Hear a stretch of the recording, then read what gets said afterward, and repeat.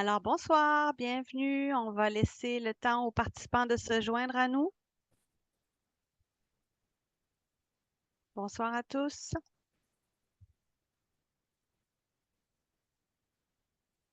Alors, je vois que les gens se connectent. Bienvenue.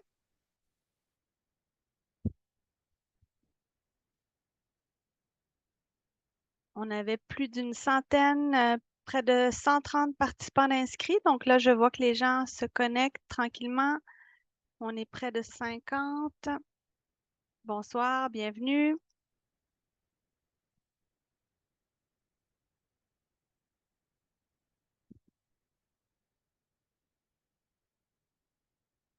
Alors, on va commencer. On va laisser le temps. Il y a peut-être des gens qui vont se joindre en cours de route. Alors, bonsoir, bienvenue à tous. Je me présente, Marie Lagier, chef d'équipe aux consultations publiques au service des relations citoyennes et des communications de la Ville de Québec. Donc, j'ai le plaisir d'animer la rencontre de ce soir. Alors, je vous présente les personnes qui m'accompagnent. Madame Catherine Vallière-Roland, qui est membre du comité exécutif et votre conseillère municipale également du district de Montcalm-Saint-Sacrement. Bonsoir. Bonsoir. Un peu plus tard, va se joindre à nous également M. Pierre-Luc Lachance, qui est vice-président du comité exécutif responsable de la mobilité et de la sécurité routière et qui est conseiller municipal du district de Saint-Roch-Saint-Sauveur. Donc, il va se joindre à nous en cours de route. Également, les personnes qui vont vous présenter le projet de ce soir. Donc, M. David O'Brien, qui est directeur de projet mobilité pour l'équipe Vélocité. Bonsoir. Bonsoir. Également, M. Jérôme Nadeau, qui est chef d'équipe ingénieur en transport à l'équipe Vélocité également. Bonsoir. Bonsoir. Madame Véronique Sanson, qui est conseillère en planification du transport à l'équipe Vélocité. Bonsoir. Et nous avons également avec nous M. Rémi Fiola, qui sera là pour éventuellement pour répondre à des questions techniques si besoin, également ingénieur à l'équipe Vélocité. Alors, bienvenue à tous. Ce soir, on est en Zoom, en mode webinaire. Vous nous voyez, mais nous, on ne vous voit pas. Donc, vous aurez l'occasion tout de même, évidemment, de poser vos questions après la présentation via l'outil Q&R que vous voyez sur votre écran. Ou si vous n'avez pas de clavier pour taper votre question, vous pourrez utiliser le bouton lever la main. Donc, je vous redonnerai les consignes un peu plus tard. On avait aussi quelqu'un par téléphone, mais là, je vois qu'elle n'est pas encore connectée. Je donnerai les consignes également pour les gens par téléphone un peu plus tard. Donc, la séance de ce soir, elle est enregistrée. On va diffuser ensuite l'enregistrement sur notre page YouTube et sur la page web de la consultation.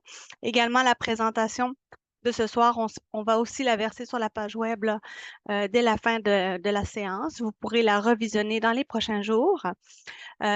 Pour inviter les citoyens de ce soir, on a distribué des cartons dans les boîtes aux lettres, environ 1000 portes. On a également diffusé l'information sur le site web de la ville. On a envoyé des courriels aux abonnés des 3 conseils de quartier concernés, donc conseil de quartier de Saint-Sacrement, de Montcalm et de Saint-Sauveur. Également, on a envoyé un courriel aux personnes qui avaient répondu au questionnaire en ligne. Il y a eu une période de consultation en ligne qui s'est déroulée là, de décembre. J'ai plus les dates exactes, mais je vais vous le redonner à partir du mois de décembre dernier. Les gens qui avaient demandé à être tenus au courant des prochaines étapes dans le questionnaire nous avaient laissé leur adresse courriel. On leur a également transmis l'invitation. Également aussi aux personnes qui suivent les projets du réseau cyclable. Donc, ont reçu également l'invitation. Pour la séance de ce soir. Alors, le déroulement de ce soir, donc dans quelques instants, il va y avoir une présentation et ensuite une période de questions. Vous pourrez poser vos questions, faire des commentaires sur le projet. Et avant de débuter la présentation, je vais donner la parole à Madame Catherine Vallière-Roland pour un mot de bienvenue. Merci, Madame Lagier. Alors, bonsoir à tous. Ça me fait plaisir d'être avec vous. Donc, effectivement, je suis Catherine Vallière-Roland, conseillère dans Montcalm Saint-Sacrement. Je suis heureuse d'être accompagnée ce soir de Pierre-Luc Lachance, conseiller dans Saint-Roch-Saint-Sauveur et de toute la belle équipe de la Ville de Québec qui possède une belle expertise et qui pourra donc ce soir vous faire une présentation sur les aménagements que la Ville réalisera donc dans la côte de la Pandouce, mais également sur les rues Belvédère et Calixa-la-Vallée. Je vois que vous êtes très nombreux ce soir. C'est un bon signe pour nous. Ça démontre aussi tout l'intérêt que vous avez pour ce projet.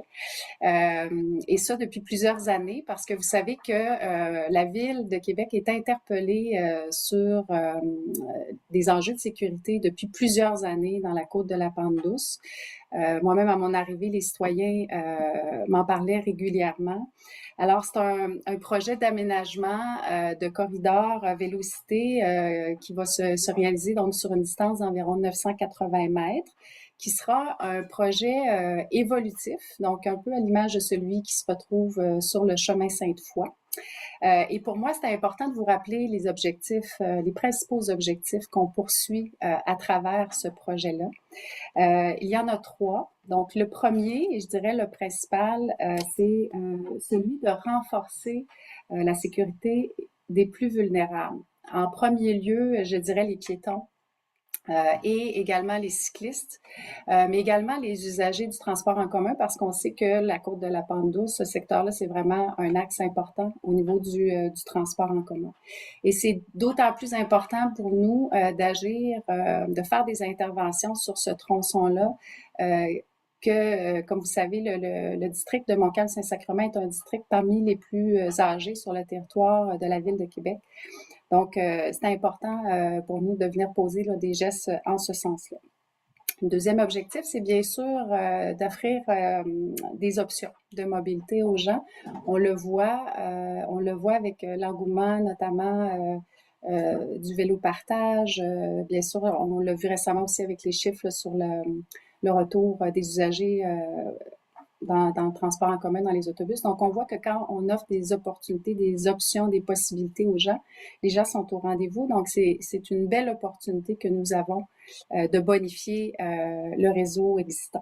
Et le troisième objectif, et non le moindre, c'est, et vous l'avez vu, par plusieurs de nos projets, plusieurs de nos interventions, on souhaite aussi vraiment venir agir et améliorer l'environnement dans les quartiers pour améliorer la qualité de vie là, des résidents. Donc, c'est un projet dont on entend parler depuis longtemps, mais c'est aussi un projet pour lequel on est venu, puis plus de détails, l'équipe va vous fournir toutes les informations à cet égard-là, mais on est venu sonder les gens sur leurs habitudes de déplacement dans les dernières semaines, les derniers mois, prendre connaissance aussi de leurs suggestions, du type d'aménagement qu'ils souhaiteraient voir s'implanter dans le secteur. Et aussi, on a pris connaissance, bien sûr, des différentes demandes d'intervention qui nous ont été adressées. Là. Il y en a eu plusieurs, vous allez le voir, là, les données sont quand même impressionnantes. Donc, je vous dirais en quelque sorte que la Ville vient enfin intervenir à un endroit qui en a bien besoin. On s'est fixé la cible à travers notre stratégie de sécurité routière, qui est une cible ambitieuse de 0 décès de piétons et de cyclistes à l'horizon de 2040. Sur l'ensemble du territoire de la Ville de Québec.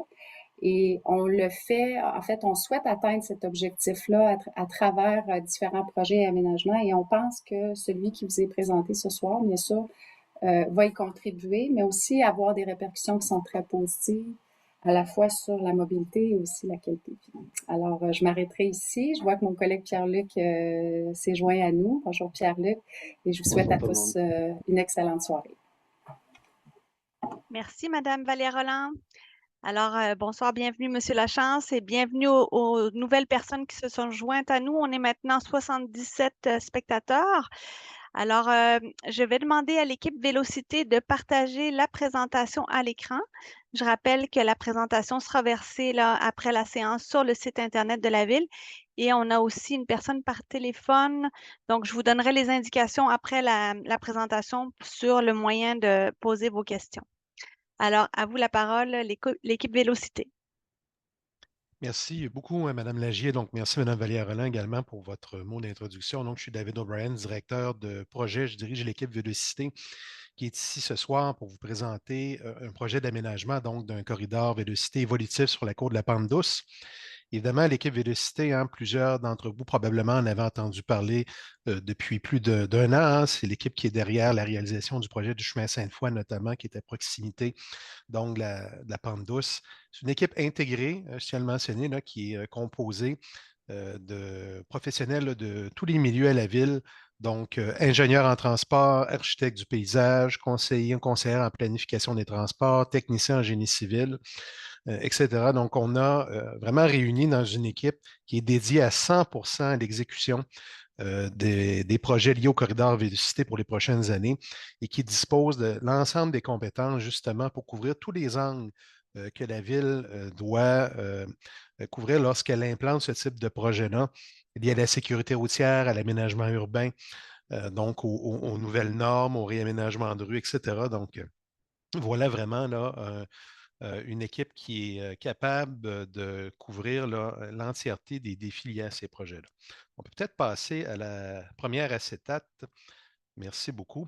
Donc, pour vous parler des objectifs de la séance de ce soir, hein, donc, je l'ai mentionné, on va vous présenter une proposition d'aménagement, mais aussi on veut obtenir surtout vos commentaires et vous entendre. C'est l'objectif, évidemment, de la rencontre de ce soir sur le projet.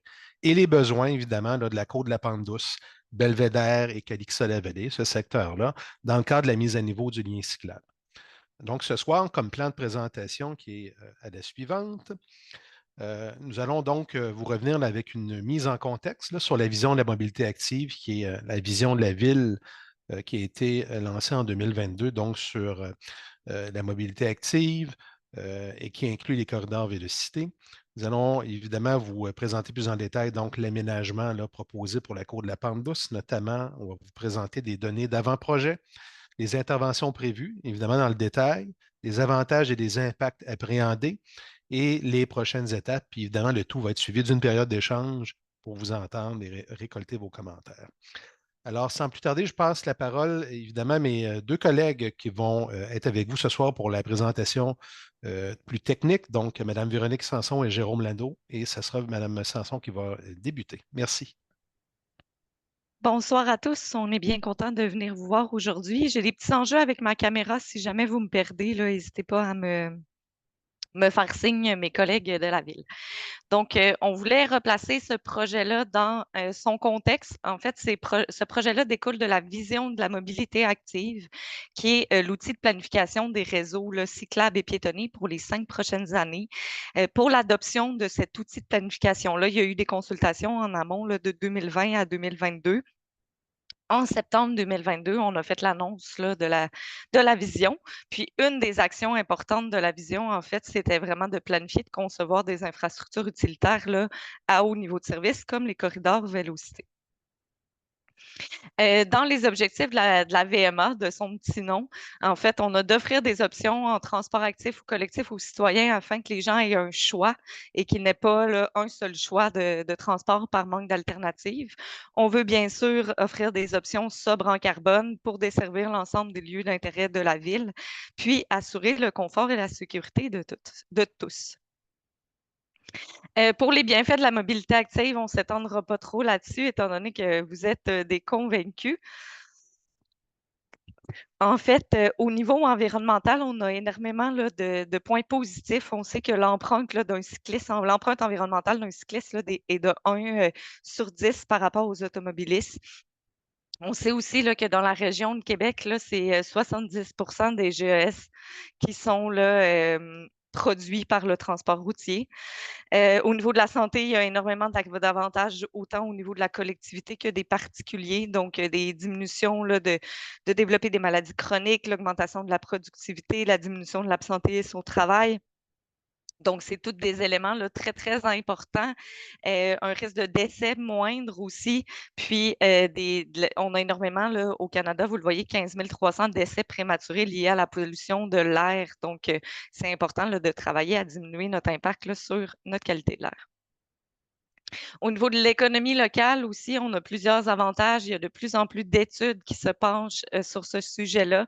Donc, on voit que la pratique de la marche et du vélo amène les gens à encourager les commerces de proximité et l'économie locale. Sur une rue commerçante, là, ça, c'est les études de Vélo Québec. Donc, c'est des études québécoises. Ils ont comparé des rues québécoises.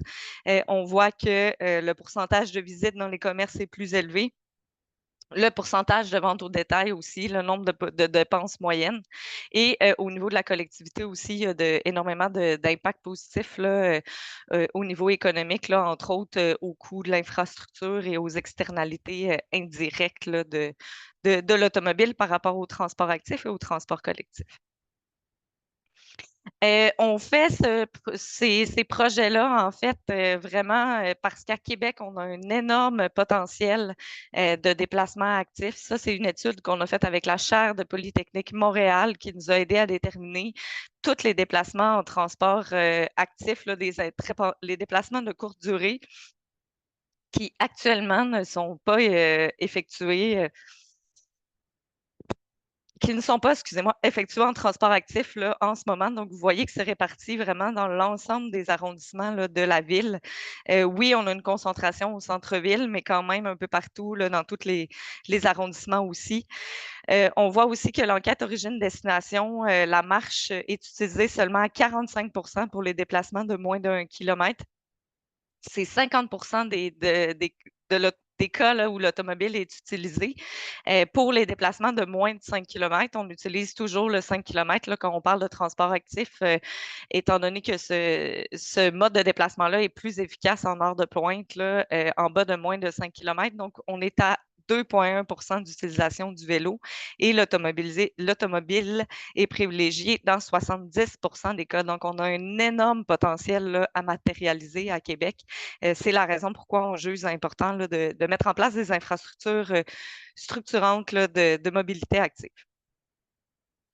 Le réseau des corridors de vélocité, en fait, c'est quoi? Ben, c'est un vélo de voie sécurisé pour les cyclistes. C'est un repartage de la voie publique.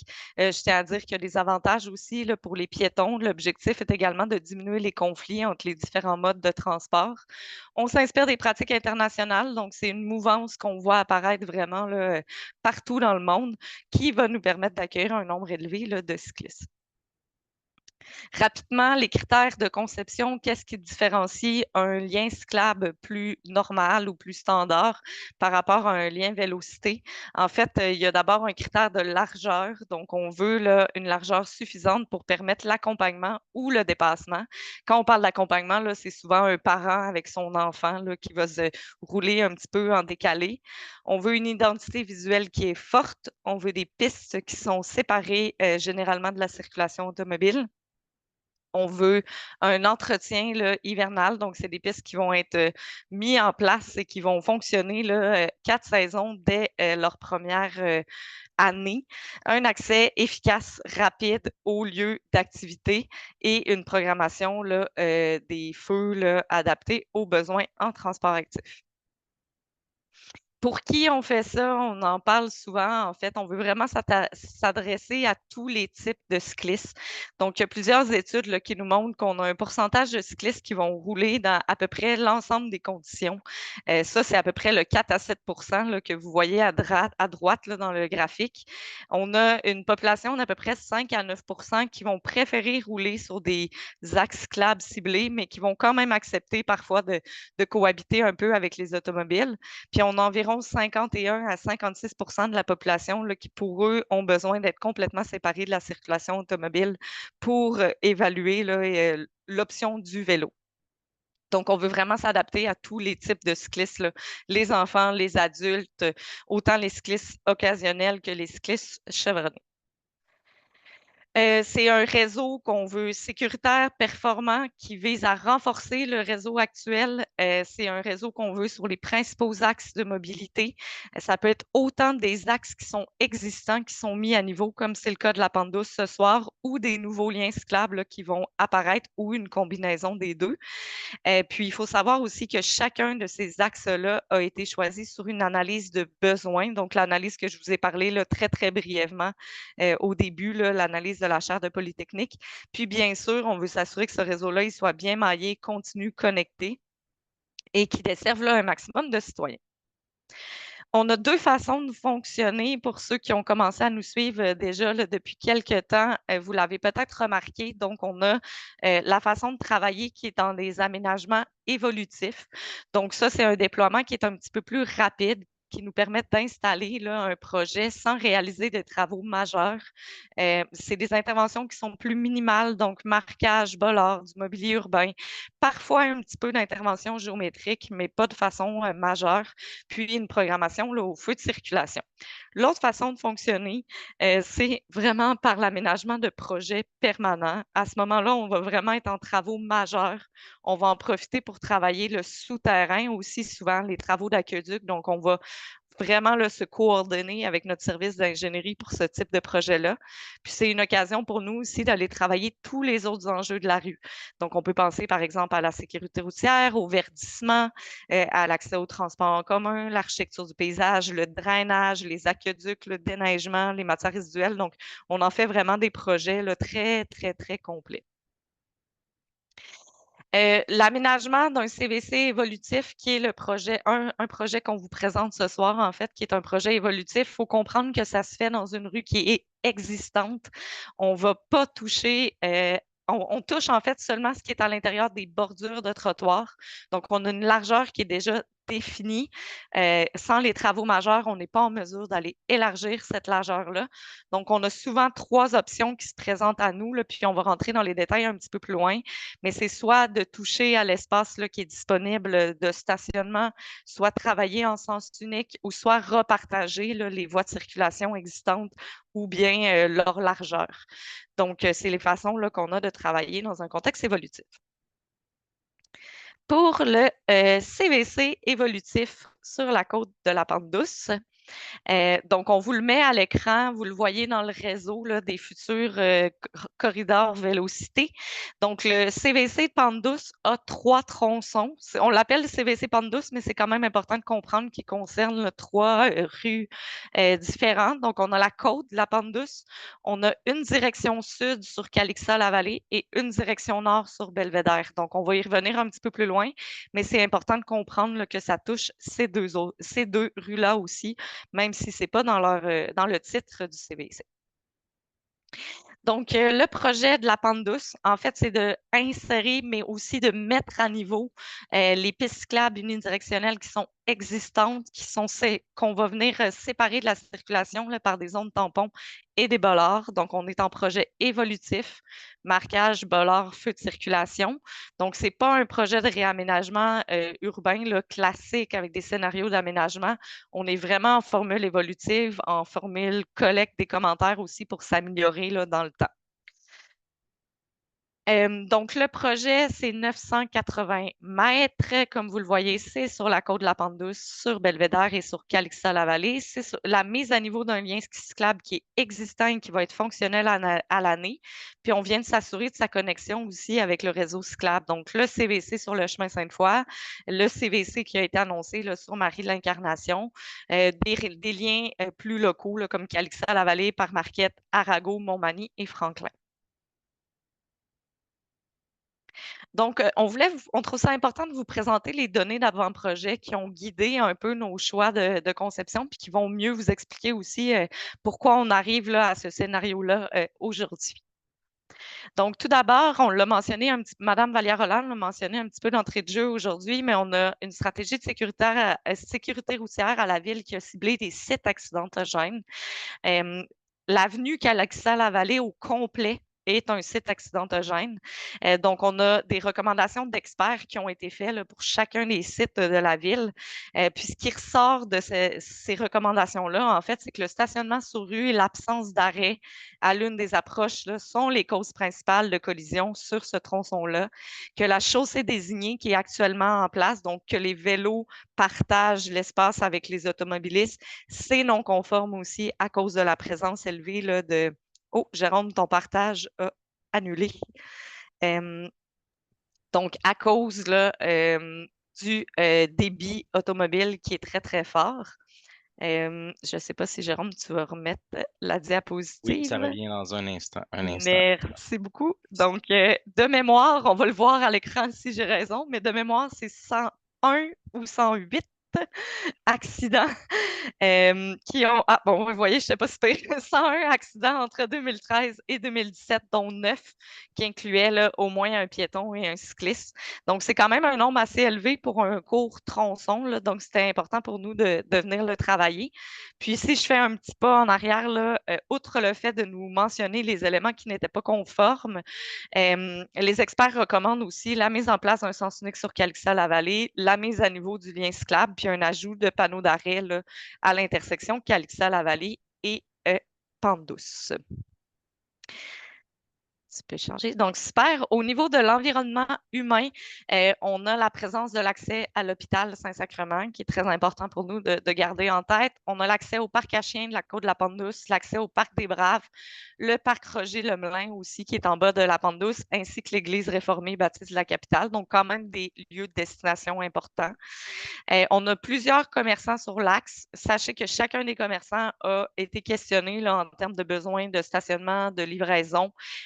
Ils ont tous un stationnement en rue et leur livraison se fait tous en rue dans ce cas-ci. Donc, ça a facilité là, leur intégration. Et finalement, ben, au niveau du transport actif, on a 5 parcours qui circulent sur la Pente-Douce, dont un métrobus. C'est une des côtes les plus importantes là, pour le transport en commun à Québec. 20 arrêts de transport en commun, une voie réservée. Puis l'avenue Belvédère là, est quand même surveillée en vue là, d'ajout de parcours à long terme ou bien là, pendant les travaux du tramway. Là. Donc, c'est important pour nous de garder cette porte là, ouverte pour consolider le transport en commun.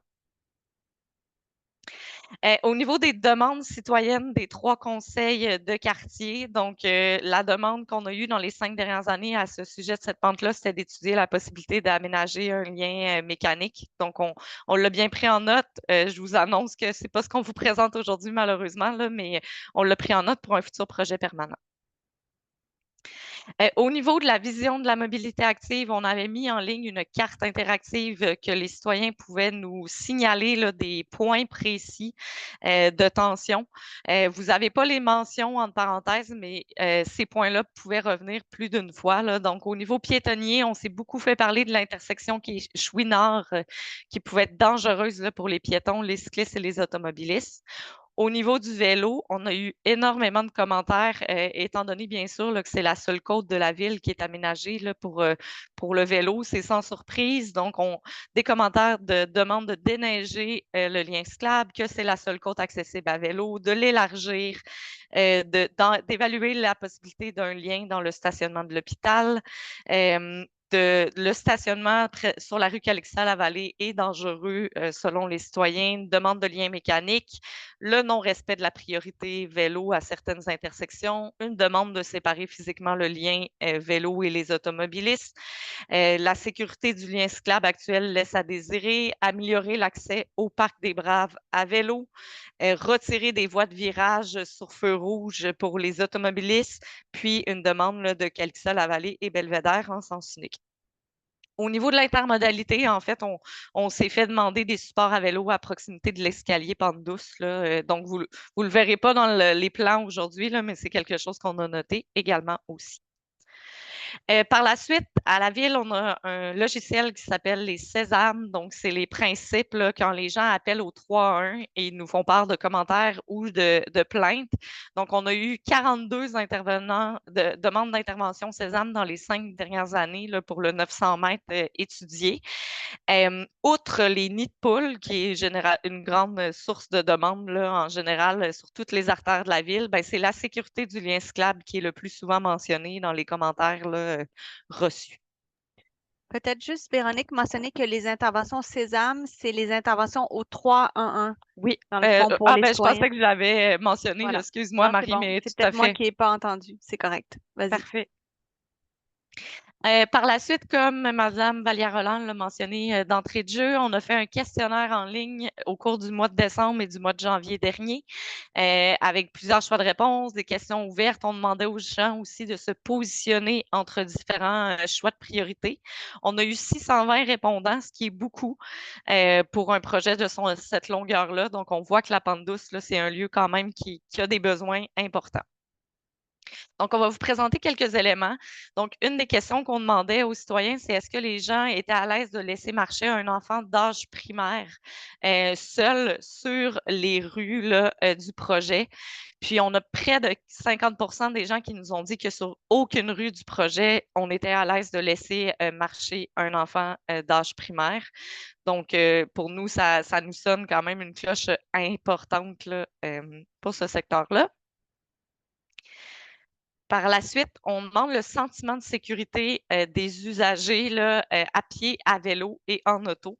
Donc, à pied, on est à 6 sur 10, ce qui est moyen, mais qui n'est pas complètement dramatique. À vélo, 4,4 sur 10, alors qu'un lien cyclable, là, on a des bonnes questions à se poser. Puis en automobile, là, 8,5 sur 10, c'est assez standard là, selon ce qu'on reçoit là, dans nos différents questionnaires. On demande aussi est-ce qu'il y avait un problème, est-ce qu'il y a un problème de vitesse excessive sur les rues mentionnées? Donc, sur la côte de la Pente douce, 65 des usagers jugent qu'il y a des enjeux de vitesse, particulièrement durant la période du matin. On posait la question quelles sont les intersections les plus dangereuses selon vous? Donc, l'intersection Pente douce Marie de l'Incarnation à 73,5 c'est très élevé. L'intersection Pente douce Belvédère, près de 60 puis l'intersection Pente douce Calixa-la-Vallée, là, près de 56 Donc, c'est énorme aussi. Là, on voit qu'il y a des enjeux importants à adresser à ces endroits-là. On demandait par la suite c'était quoi la priorité de réaménagement pour les usagers. Donc, tout mode confondu, c'est quoi les éléments qu'on devrait le plus porter attention là, dans le cadre d'un projet sur Pente douce. Donc, l'amélioration des infrastructures cyclistes est sortie le plus fort à 73,6 la sécurité des intersections aussi, puis finalement l'apaisement de la circulation. Par la suite, on posait la même chose, mais seulement pour les éléments piétonniers. Donc, quels éléments on pouvait améliorer pour les piétons? Ce qui est sorti le plus fort, c'est de sécuriser les intersections, de diminuer le temps d'attente aux intersections et d'améliorer le déneigement des trottoirs. Pour les vélos, même principe. Donc, les priorités qui sont ressorties les plus fortes, c'était d'élargir le lien cyclable, de sécuriser les intersections et de déneiger le lien cyclable également. On offre toujours la possibilité aussi là, de questions ouvertes dans ces questionnaires-là pour aller chercher encore plus de données qualitatives là, de la part des citoyens. On en a reçu 296, donc c'est énorme. On a essayé de les regrouper par thème. Donc, vous voyez un petit peu ici là, les questionnaires, les réponses mentionnées avec le nombre de réponses entre parenthèses ou le nombre de mentions en fait qui mentionnaient ces sujets-là. Donc, vous voyez qu'améliorer la sécurité du lien cyclable très fort, particulièrement sur Calixa-la-Vallée. L'idée de réfléchir à un aménagement là, dans le stationnement de l'hôpital aussi, séparer physiquement les autos, les vélos, déneiger le lien cyclable, mettre des sens uniques. Oui, on aimerait du verdissement, mais pas à n'importe quel prix. Améliorer les connexions vers le réseau cyclable, améliorer l'escalier de la Pente douce. Donc, vous voyez là, que globalement, là, on avait vraiment d'appétit là, pour les transports actifs et collectifs là, sur cet axe-là.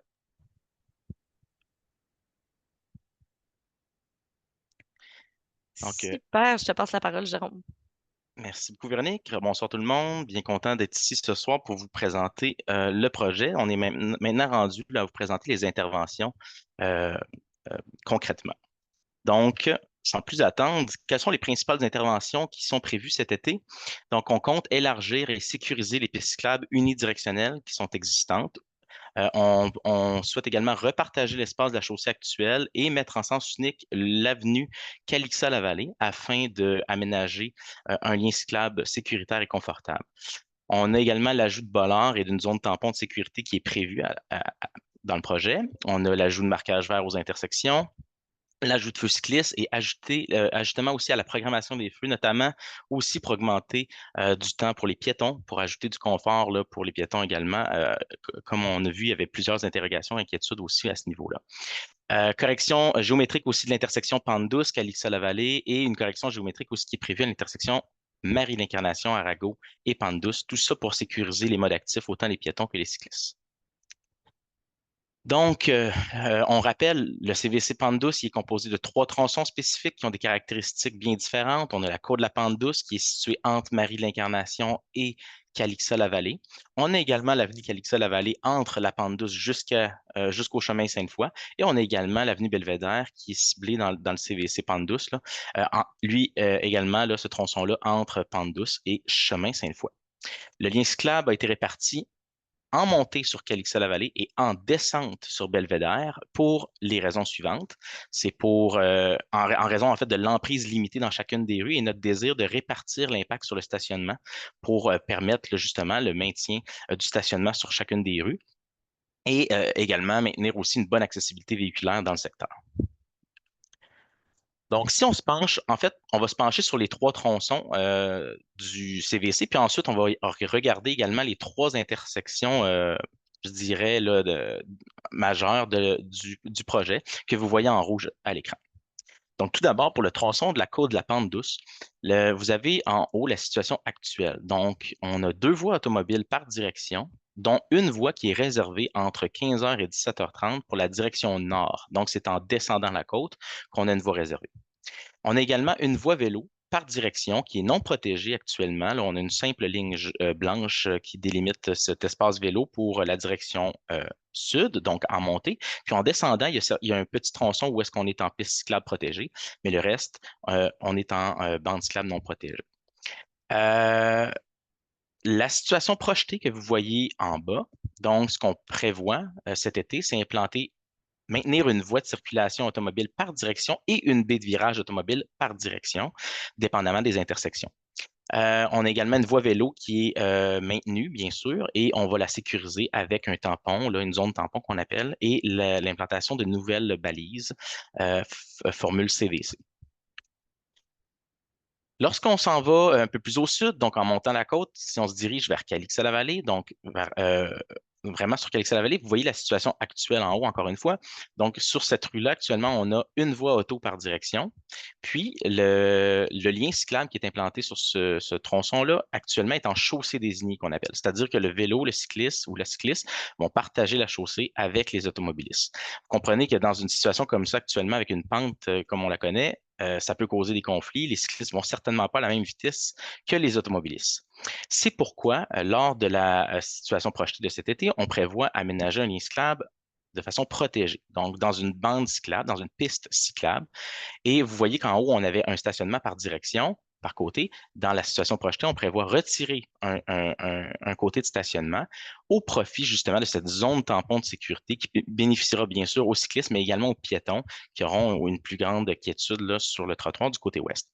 On a également une bonne largeur de piste cyclable qui va permettre le dépassement, qui va permettre aussi là, à tous les usagers de se sentir en confort. Puis, on le sait, là, dans les pentes, on peut louvoyer. Donc, ça va permettre justement à tous les cyclistes de monter à la vitesse dont ils seront confortables. Je rappelle qu'il n'y a pas d'élargissement de rue qui est possible dans un projet évolutif. Donc, c'est pour ça qu'on doit agir de trottoir à trottoir dans l'espace qui est actuellement là, asphalté. Donc, c'est pourquoi il faut faire certains compromis là, justement pour la sécurité des modes actifs dans le cas que vous voyez à l'écran. Ensuite, lorsqu'on se déplace vers l'avenue Belvédère, là, encore une fois, on a une voie auto par direction. On a également une voie de stationnement par direction.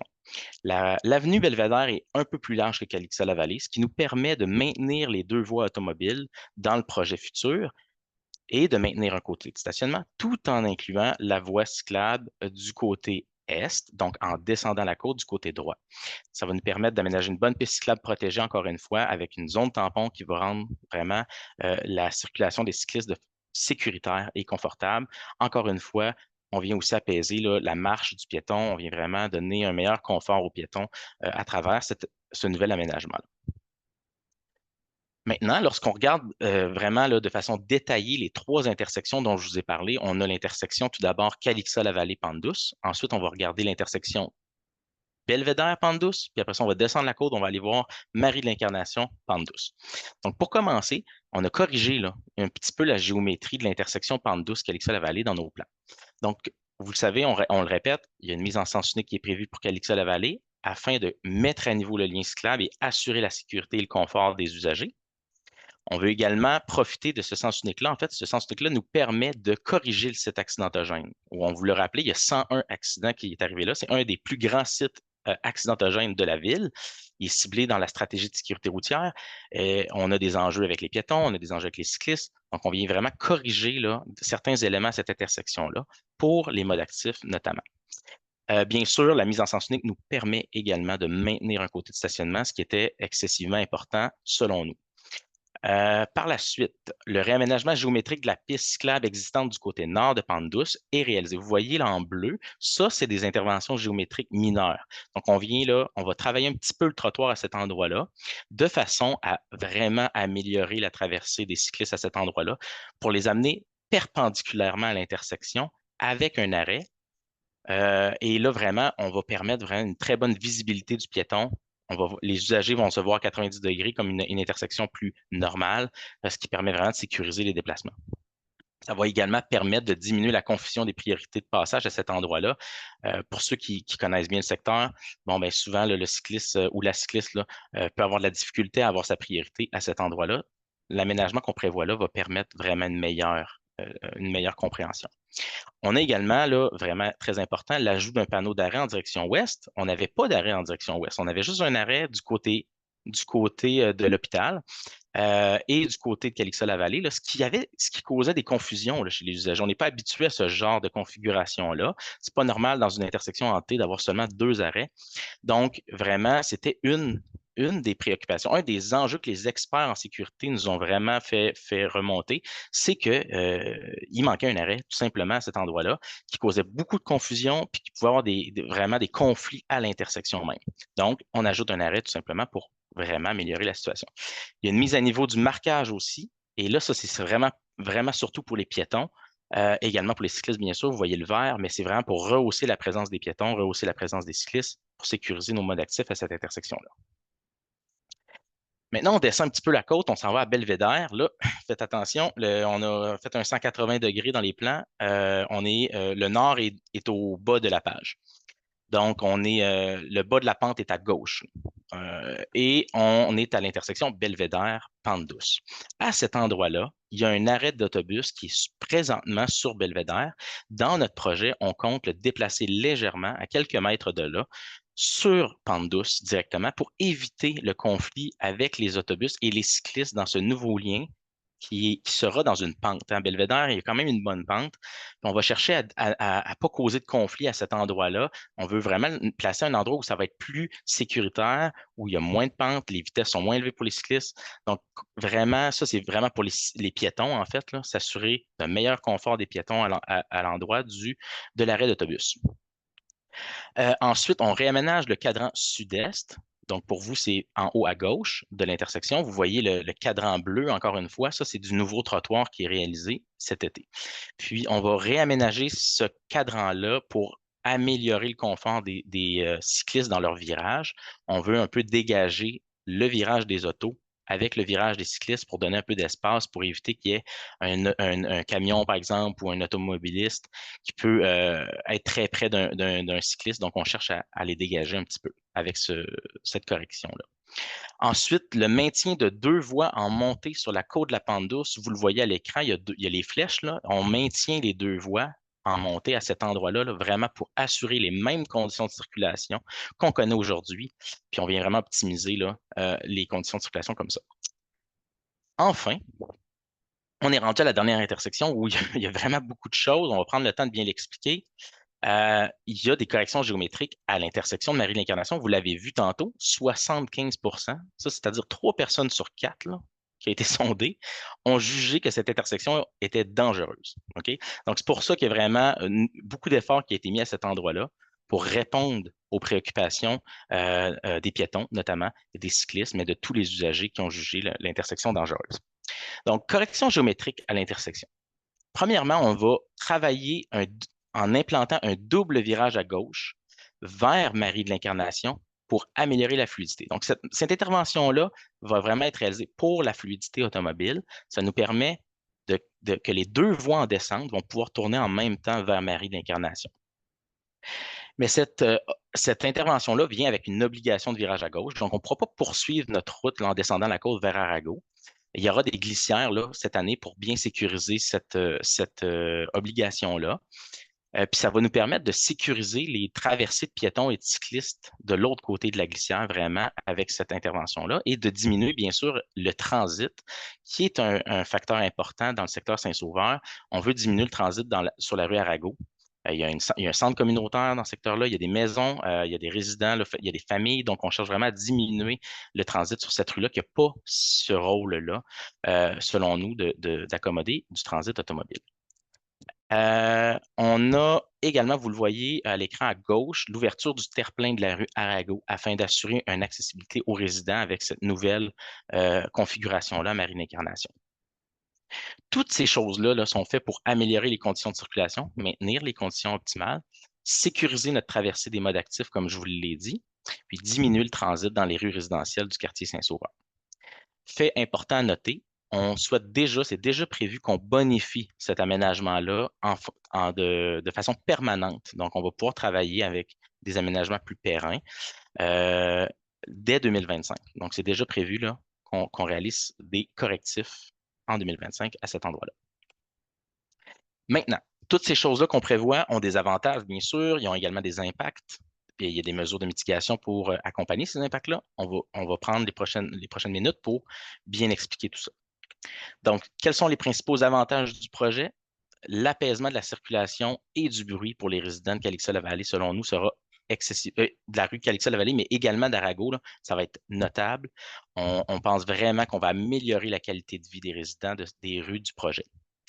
On va également on n'aura aucun impact en fait sur la fluidité de la circulation automobile et du transport en commun. Nos analyses ont été réalisées vraiment. Puis vous avez vu, on a maintenu les voies de circulation aux intersections. Puis nos analyses démontrent vraiment qu'il n'y aura pas d'impact sur la fluidité de circulation automobile et du transport en commun. On a également l'ajout du lien cyclable 4 saisons sécuritaire, bien sûr. Ça va de soi. Donc, il y a l'implantation d'un lien CVC où on va pouvoir rendre le lien pente douce 4 saisons. L'amélioration du confort pour les piétons, bien important, très, très important. Donc, vraiment aussi, à travers nos interventions, c'est un aspect qu'on prend beaucoup de temps. Donc, avec l'amélioration des programmations de feu, avec l'apaisement aussi de la circulation dans les rues locales, avec la diminution des vitesses. Donc, tout ça va vraiment permettre un meilleur confort pour les piétons. Je viens de le dire, réduction de la vitesse automobile prévue avec l'aménagement un petit peu des voies qui seront un petit peu plus resserrées. Meilleure intégration des besoins des transports actifs dans la programmation des feux de circulation, je l'ai également nommé. On a également l'amélioration de la sécurité d'un site accidentogène sur l'axe et l'amélioration globale de la fluidité de la circulation sur le chemin Sainte-Foy dans le secteur Belvédère-Calixa-la-Vallée. Ça, on n'en parle pas beaucoup, mais il y a des interventions qui vont corriger un petit peu la programmation au niveau du chemin Sainte-Foy. On va vraiment optimiser notre prog à cet endroit-là de façon à fluidifier aussi l'axe Sainte-Foy à travers les interventions de la côte de la Pente douce. Vous voyez en gras deux avantages. On va les détailler dans les prochaines diapos, ces deux-là. Aucun impact sur la fluidité du service de transport en commun. Donc ici, on va prendre du temps pour vous expliquer pourquoi.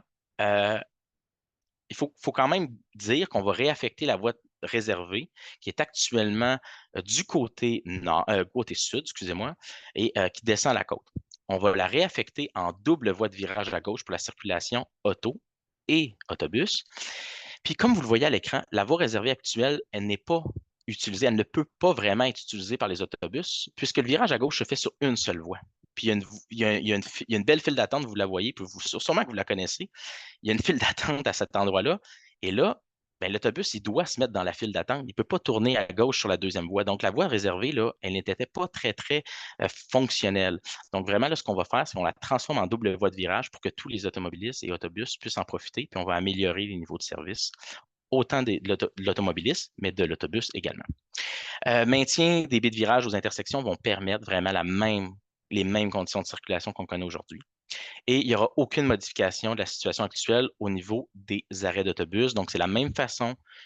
Les autobus vont s'arrêter au niveau du trottoir de la même façon que vous avez toujours connu, c'est-à-dire au niveau du trottoir. Il y aura empiètement dans la piste cyclable, malheureusement. Pour les cyclistes, bien sûr, on n'aime pas ce conflit-là. Il y a des projets pilotes qui vont être mis en place sur d'autres rues cet été pour tester des types d'aménagements qui nous permettraient de régler ce problème-là, tout en maintenant une bonne accessibilité universelle au niveau des piétons. Mais pour cet été, sur Pente douce, on a préconisé là, le maintien de la desserte actuelle aux arrêts d'autobus, comme vous la connaissez aujourd'hui. On rappelle les véhicules qui transportent des personnes vivant avec un handicap ces gens-là, avec ces véhicules-là, peuvent s'immobiliser dans le lien cyclable. C'est important de le noter. On peut s'arrêter. Ces véhicules-là qui ont soit des taxis, soit le stack, vont pouvoir s'arrêter dans la piste cyclable, bien sûr. C'est important là, pour le maintien de l'accessibilité universelle. Enfin, amélioration du confort des piétons. On l'a dit, c'était très important. Ça nous tient énormément à cœur. Et là, on ajoute vraiment du confort selon nous. On va éloigner les piétons, entre autres, des véhicules avec nos élargissements de pistes cyclables. On va diminuer le bruit dans nos rues. On va diminuer la poussière. On va diminuer les éclaboussures. Ça, c'est quelque chose qui peut paraître anodin, mais ça revient souvent dans les commentaires. Les gens disent, je me fais plus éclabousser. C'est quand même quelque chose qui revient. Mais on peut ne peut-être pas n'y penser là, en première vue. Augmentation des temps de traversée également pour améliorer le confort, le temps de traversée. Diminution du temps d'attente aussi de la phase piétonne. Les cycles peuvent être raccourcis de façon à diminuer le temps d'attente. Donc, vous voyez l'image à droite, là, un exemple là, d'élargissement de la voie cyclable qui permet là, à la piétonne, dans ce cas-ci, d'être plus confortable sur le trottoir. Enfin, au niveau des impacts, on a 3 types d'impacts. On a des impacts sur le stationnement, on a des impacts sur la circulation, puis on va avoir des impacts aussi sur l'accessibilité. Donc, on va en parler de façon détaillée de ces 3 types-là. Premièrement, le stationnement. Donc, compte tenu de l'emprise limitée là, pour insérer les pistes cyclables sécuritaires, puis diminuer les risques d'emportiérage et tout ça, on l'a tout bien expliqué, on a donc prévu de retirer des espaces de stationnement sur Calixa et sur Belvédère de façon répartis justement pour limiter l'impact sur chacune de ces 2 rues-là. Vraiment, on vient répartir les impacts. Puis, au niveau des mesures de mitigation qu'on propose, c'est le stationnement en rue des propriétés privées et le stationnement aussi dans les rues résidentielles. Vous voyez, c'est 35 espaces. Donc, on considère vraiment que le stationnement sur les rues résidentielles du secteur permettront là, à la relocalisation des espaces qui sont retirés au profit du confort des cyclistes et piétons dans ce cas-ci. L'impact appréhendé sur la circulation maintenant, donc on l'a dit, il y a une réfectation des voies de circulation sur la côte de la Pente Douce. Il y a également une mise en sens unique vers le sud de la rue Calixa-la-Vallée, en montée. Puis ça, c'est pour, justement, en raison de l'emprise limitée disponible là, et du site accidentogène. Donc, le sens unique est mis en place en raison de ces éléments-là. Selon l'analyse de circulation qu'on a réalisée, l'impact appréhendé sur les temps de déplacement véhiculaire est négligeable, et ce, dans les 2 directions. Donc, autant les interventions sur Pente Douce que sur Calixa-la-Vallée n'auront pas d'impact sur les temps de parcours des véhicules. La mesure de mitigation qui est proposée, ben, c'est ce qu'on a fait en fait dans le concept, c'est de maintenir 2 voies au niveau des intersections de Pente Douce. Ça nous permet vraiment de maintenir ça. Modifier aussi, optimiser la proc des feux de circulation. Ça nous a permis de conserver des bons temps de parcours. Puis, il n'y a aucune modification aussi sur l'avenue Chouinard. Ça, c'est à noter. Elle demeure telle quelle. Il n'y a vraiment aucune intervention au niveau de l'avenue Chouinard. Maintenant, pour ce qui est de l'accessibilité, donc, le fait de mettre un sens unique vers le sud de la rue Calixa-la-Vallée en montée et d'également fermer l'accès à Arago pour la circulation automobile en transit, mais ça peut nécessiter certains détours pour les résidents qui ont à se destiner dans ces tronçons-là. Donc, ça peut occasionner un petit détour pour quelques résidents. Donc, ici à droite, on vous a détaillé un petit peu les distances et les temps que ça peut représenter pour les résidents pour vous donner une idée de l'impact. Donc, on voit que dans le cas de Calixa-la-Vallée, la mise en sens unique vers le sud, pour les résidents qui vont vouloir y accéder par Sainte-Foy maintenant, il y aura un détour d'environ 400 mètres, ce qui équivaut à environ à 47 secondes là, à une vitesse de 30 km/h. Donc, on peut penser à une minute un petit peu de plus pour se rendre chez soi. On a également 33 secondes au niveau du détour d'Arago. Donc, vraiment, l'intervention d'Arago va permettre va diminuer le transit vers la rue Arago, bien sûr. Pour les résidents, on parle d'un 275 mètres de détour, ce qui équivaut environ à 33 secondes à 30 km/h. Ça, on l'a dit. Excusez-moi, c'est une petite répétition. On est rendu aux prochaines étapes. Je vais céder la parole pour conclure à Véronique. Super, merci Jérôme. Donc, pour les prochaines étapes, en fait, ben, aujourd'hui, on vient vous présenter le concept, puis on veut discuter là, avec vous de vos commentaires et de vos inquiétudes s'il y en a. Donc, la mise en place du projet est prévue dès cet été. Donc, dans les prochaines semaines, les prochains mois, nous, on va travailler là, à analyser les commentaires reçus, puis à bonifier le projet là, aux besoins. Comme on l'a mentionné, c'est un projet évolutif. Donc, c'est un projet qui nous permet de revenir pour bonifier en cas de besoin. Donc, nous, on continue à suivre les données de stationnement, on va continuer à suivre les données de temps de parcours auto.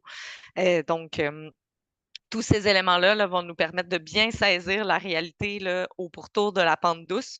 Puis au cours des prochaines années, bien, la Ville veut réaliser vraiment un exercice de planification, de consultation avec les citoyens pour un aménagement permanent. Donc, il y aura là, une réflexion souterraine éventuellement, là, puis on souhaite en profiter pour rendre ce projet-là permanent. Donc, on va revenir, là, en fait, lorsque viendra le temps de faire un projet permanent là, auprès des citoyens. Donc, voilà, ça fait le tour de ce que nous, on voulait vous présenter aujourd'hui. Parfait. Alors, merci beaucoup, l'équipe Vélocité. Donc, je vais vous donner les consignes pour la période de questions et de commentaires. Donc, on est maintenant rendu à 82 personnes en ligne et nous avons 2 personnes par téléphone.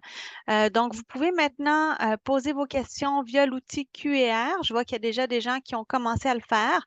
Si jamais vous n'avez pas la capacité de taper votre question ou votre commentaire sur un clavier, à ce moment-là, vous pouvez utiliser le bouton lever la main. Si vous agitez le curseur de votre souris ou sur votre téléphone, vous cliquez lever la main. À ce moment-là, on vous donnera l'autorisation d'ouvrir votre micro. Et puis pour les gens par téléphone, il faut faire étoile 9 pour lever la main et ensuite étoile 6 pour ouvrir votre micro. Donc, dans un premier temps, étoile 9 si vous souhaitez prendre la parole. Donc, on a déjà plusieurs questions par écrit. Je vais prendre les questions, je vais lire les questions, les commentaires, et puis c'est possible qu'on y réponde à certaines par écrit si on en a beaucoup. Et puis, si jamais on n'a pas les réponses ce soir, on fera le suivi avec vous dans les prochains jours. Et puis, par la suite, lors de la mise en œuvre du projet, ce sera via le 311 que vous pourrez faire vos commentaires ou appeler la ville, en tout cas, si vous avez des questions ou des préoccupations qui vous viennent plus tard. Donc voilà, donc je vais commencer tout de suite. Avec un commentaire de Philippe Ouellette, donc qui nous dit à l'intersection Calixa-Pente douce, j'adore les modifications apportées. Cependant, pourquoi ne pas remplacer le stop pour cyclistes par un CD? Donc un CD le passage. Je sais qu'on a beaucoup de CD pour les cyclistes en général. On n'en a pas beaucoup pour les cyclistes en général, mais je crois que la plupart des stops pour cyclistes pourraient et devraient être remplacés par des CD, surtout qu'il serait mieux pour les cyclistes de conserver leur vitesse, si possible, avant la côte, quand on monte la côte. Alors, faites-moi signe, l'équipe Vélocité, si vous souhaitez répondre. Sinon, on le note là, comme commentaire. Donc, Jérôme, voulais-tu répondre pour le CD ou tu prends note? On prend bien note là, de cette proposition. Oui. parfait. Donc, je continue avec une question de Christiane Euzé qui nous demande qu'en est-il de la jonction Arago et Pente douce en montée? Peut-être que, Madame Euzé, vous avez posé votre question peut-être avant qu'on ait montré les images, mais au besoin, peut-être qu'on pourrait remontrer la diapo où on voit la jonction là, Arago-Pente douce pour qu'on puisse peut-être bien expliquer là, qu'est-ce qui va se passer en montant. Oui. Je vais retourner ici. Donc, en montant, il y a aucune modification à la situation actuelle. Vraiment, là, il n'y a aucun changement pour les gens qui proviennent d'Arago ou qui proviennent du secteur Montmagny. Vraiment, on a la même situation qu'actuellement pour autant les cyclistes que les piétons à cet endroit-là et les automobilistes, bien sûr. Aucun détour, donc, n'est prévu pour ce parcours-là. Parfait, merci beaucoup.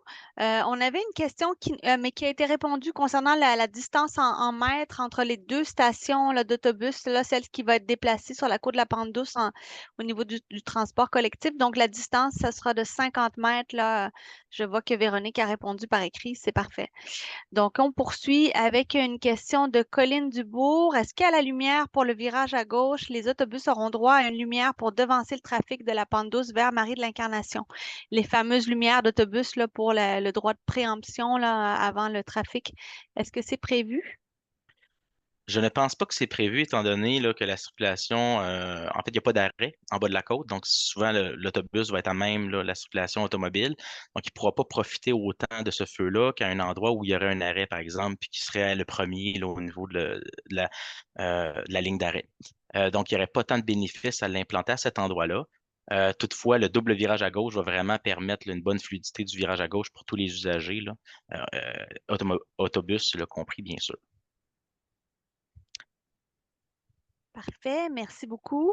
Donc, ensuite, une question de Mylène Savard qui souhaite savoir, est-ce que le passage par le stationnement de l'hôpital serait un jour envisageable? Et elle demande également s'il y a des interventions de verdissement qui sont prévues pour le confort du piéton sur la voie sud de la Pente Douce. En fait, pour le passage avec l'hôpital, c'est toujours en analyse. C'est quelque chose qu'on voudrait regarder pour un projet permanent. Par contre, on n'est pas chez nous. Donc, c'est sûr que ça implique là, la participation d'un partenaire privé, puis de s'assurer que les aménagements qu'on voudrait envisager sur leur terrain correspondent également à leurs besoins, là. Donc, sachez que c'est en travail, mais que pour cette année, on a fait le choix là, de ne pas y aller parce que les discussions n'étaient pas terminées avec eux. Puis pour la portion verdissement, je pense qu'il y avait une deuxième partie à la question, là. Oui, en effet, dans un projet permanent, on aimerait intégrer du verdissement. Par contre, ce n'était pas possible là, dans le projet évolutif là, qu'on réalisait cette année. En fait, il y a une petite zone de verdissement qui va être aménagée là, à l'intersection Calissa, la vallée Belvédère, mais ça reste là, quand même euh, plus l'exception à la règle là, dans le cadre du projet évolutif de cette année. Mais Parfait. je Oui. tiens Dans à le préciser, là, dans le permanent, c'est projet ça. permanent, il y a énormément d'opportunités pour le verdissement, là. C'est sûr que ce Exactement. projet-là va pouvoir là, ajouter du verdissement dans le secteur, bien sûr. Parfait. Si je Puis peux la personne peut-être mentionnait en particulier le verdissement sur la voie sud de la Pente Douce, là. Voilà.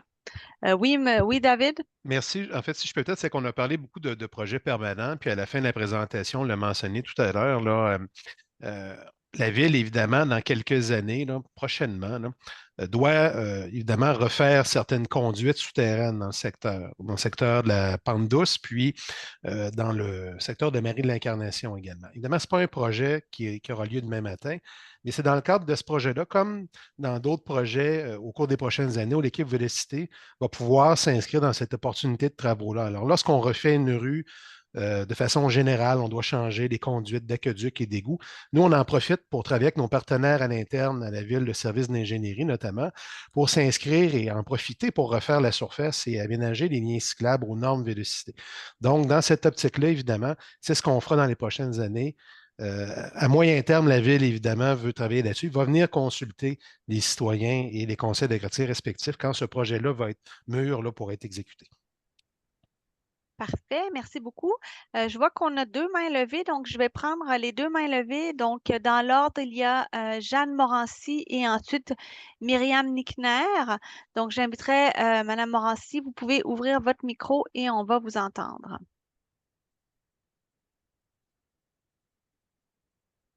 Alors, Madame Morancy, est-ce que vous êtes là? On ne vous entend pas. Donc, écoutez, on va aller avec Myriam Nickner à ce moment-là. Est-ce que Madame Nickner, est-ce que vous Oui, est-ce pouvez... qu'on m'entend? Oui, on vous entend. Allez-y. Excellent.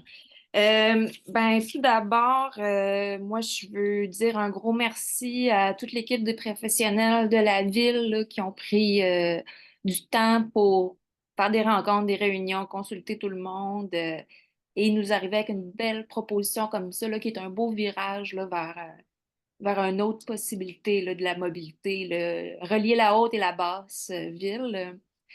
Je trouve que pour l'emprunter en vélo ou à pied, la côte de la Pente Douce, c'est vrai que c'est un endroit qui a beaucoup d'insécurité au niveau de l'entrée, là, au niveau de la connexion avec Arago. Moi, je suis très contente 35 ou 25? qu'on... 25, ça a été. Oh, il y a quelqu'un Allez-y, qui oui, parle c'est en Madame avant. Morancy qui avait ouvert son micro, mais je OK. l'ai fermé. Donc, allez-y, Madame Nickner. On Oui, reviendra à Madame je Morancy trouve après. que c'est Oui. très intéressant là, qu'on fasse un blocage au niveau de la rue Arago pour vraiment plus prioriser un peu les déplacements actifs le long de cette pente-là. Moi, je tourne sur mon Montmagny pour descendre, puis souvent, j'étais comme, OK, j'avais un peu à checker mon angle pour voir est-ce que j'allais pouvoir tourner à la gauche pour prendre mon Montmagny pour descendre. Fait que je trouve que c'est une belle manière de sécuriser ça. On a aussi beaucoup de plaintes au niveau là, du conseil de quartier sur la vitesse sur la rue Arago, le fait que les gens utilisent ça comme passage de transit. Si on décourage bien du monde à éviter Charest en passant par Arago, moi, je trouve que c'est une belle victoire. Ça va vraiment apaiser ce secteur-là, cette rue-là. Je m'interroge aussi au niveau de l'utilisation du parking là, pour Belvédère et Calexa-la-Vallée. J'imagine que ça serait peut-être à regarder si c'est davantage là, des professionnels comme des fonctionnaires à proximité ou si c'est du personnel médical qui travaille dans les hôpitaux avoisinants. Ça peut peut-être un peu aider à trouver une manière là, de travailler sur qui en a besoin dans ce cas-ci. Je trouve que c'est intéressant là, vraiment qu'on prenne enfin en considération le confort puis la sécurité. Tu sais, c'est pas d'hier là, que les gens annoncent qu'ils sont préoccupés là, par la mobilité sur Marie de l'Incarnation et ce secteur-là. Moi, je trouve que c'est un beau programme, un beau projet. Moi, je suis très appréciative. Moi, je viens de publier aussi sur le Q&R. Je sais que j'en demande peut-être un peu beaucoup, mais euh, je ne sais pas si ce serait possible d'envisager, là, en gros, c'est comme un lift à vélo, donc avec un peu au niveau de ton pied, on met ça sur une sorte de support qui va nous aider à monter en haut de la côte. Il y a ça à la ville de Trondheim, en Norvège. C'est une ville d'hiver. Je Est-ce que dirais vous pas parlez non. comme d'une goulotte, ce qu'on appelle une C'est goulotte plus ou un qu'une dallo? goulotte. C'est une OK, goulotte mécanique, on veut OK, dire, là. d'accord, OK, Donc, ça fait un plus là, pour du monde comme moi qui sont pas enthousiastes à monter le Marie de l'Incarnation. parfait. Entre autres, là. Voilà. Mais sinon, Alors, bravo à tout le monde, puis merci beaucoup. Je m'attendais pas à ce que ça vienne si vite que ça. Comme alors, tu merci. Merci de votre commentaire. Donc, je vais maintenant demander à Madame Morancy si elle nous entend de rallumer son micro. Et à ce moment-là, vous pouvez prendre la parole, Monsieur ou Madame Morancy. Est-ce que vous nous entendez?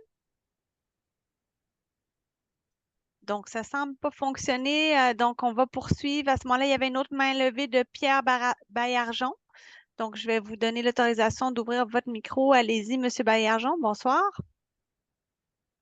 Bonsoir, bonsoir à tous. Donc, premièrement, ben, félicitations là, pour ce projet-là. Là. Ça me semble extrêmement intéressant. Là. Nous, ça fait des années à la table de concertation vélo, des conseils de quartier. Donc, en fait, on porte un peu la parole des différents conseils de quartier. Et ce lien-là, en fait, a toujours été identifié comme un des plus importants là, dans la ville, notamment parce que ça a été mentionné, mais c'est un des seuls lien qui a une pente raisonnable pour monter à la haute ville. Puis pour le moment, en fait, beaucoup de cyclistes nous disaient l'impression de danger qu'ils ressentaient là, quand ils montaient le long de la pente douce, étant donné la proximité des voitures, les différentiels de vitesse. Même chose sur Calixa-la-Vallée avec la zone d'emportiérage d'un côté. De l'autre côté, les voitures qui dépassent naturellement à beaucoup plus grande vitesse que les cyclistes peuvent avoir en montée peuvent être à 8 ou 5 km en montée, km par heure, versus les automobiles qui vont filer facilement à 30 km/h. Donc, je pense que ce projet-là coche vraiment toutes les cases là, au niveau de la sécurité euh, de ce qu'on a entendu là, dans les dernières années. Donc, je voudrais vous féliciter là, pour ces éléments-là. Il y a naturellement certaines appréhensions qui demeurent, notamment sur la pénétration des autobus. Je pense que M.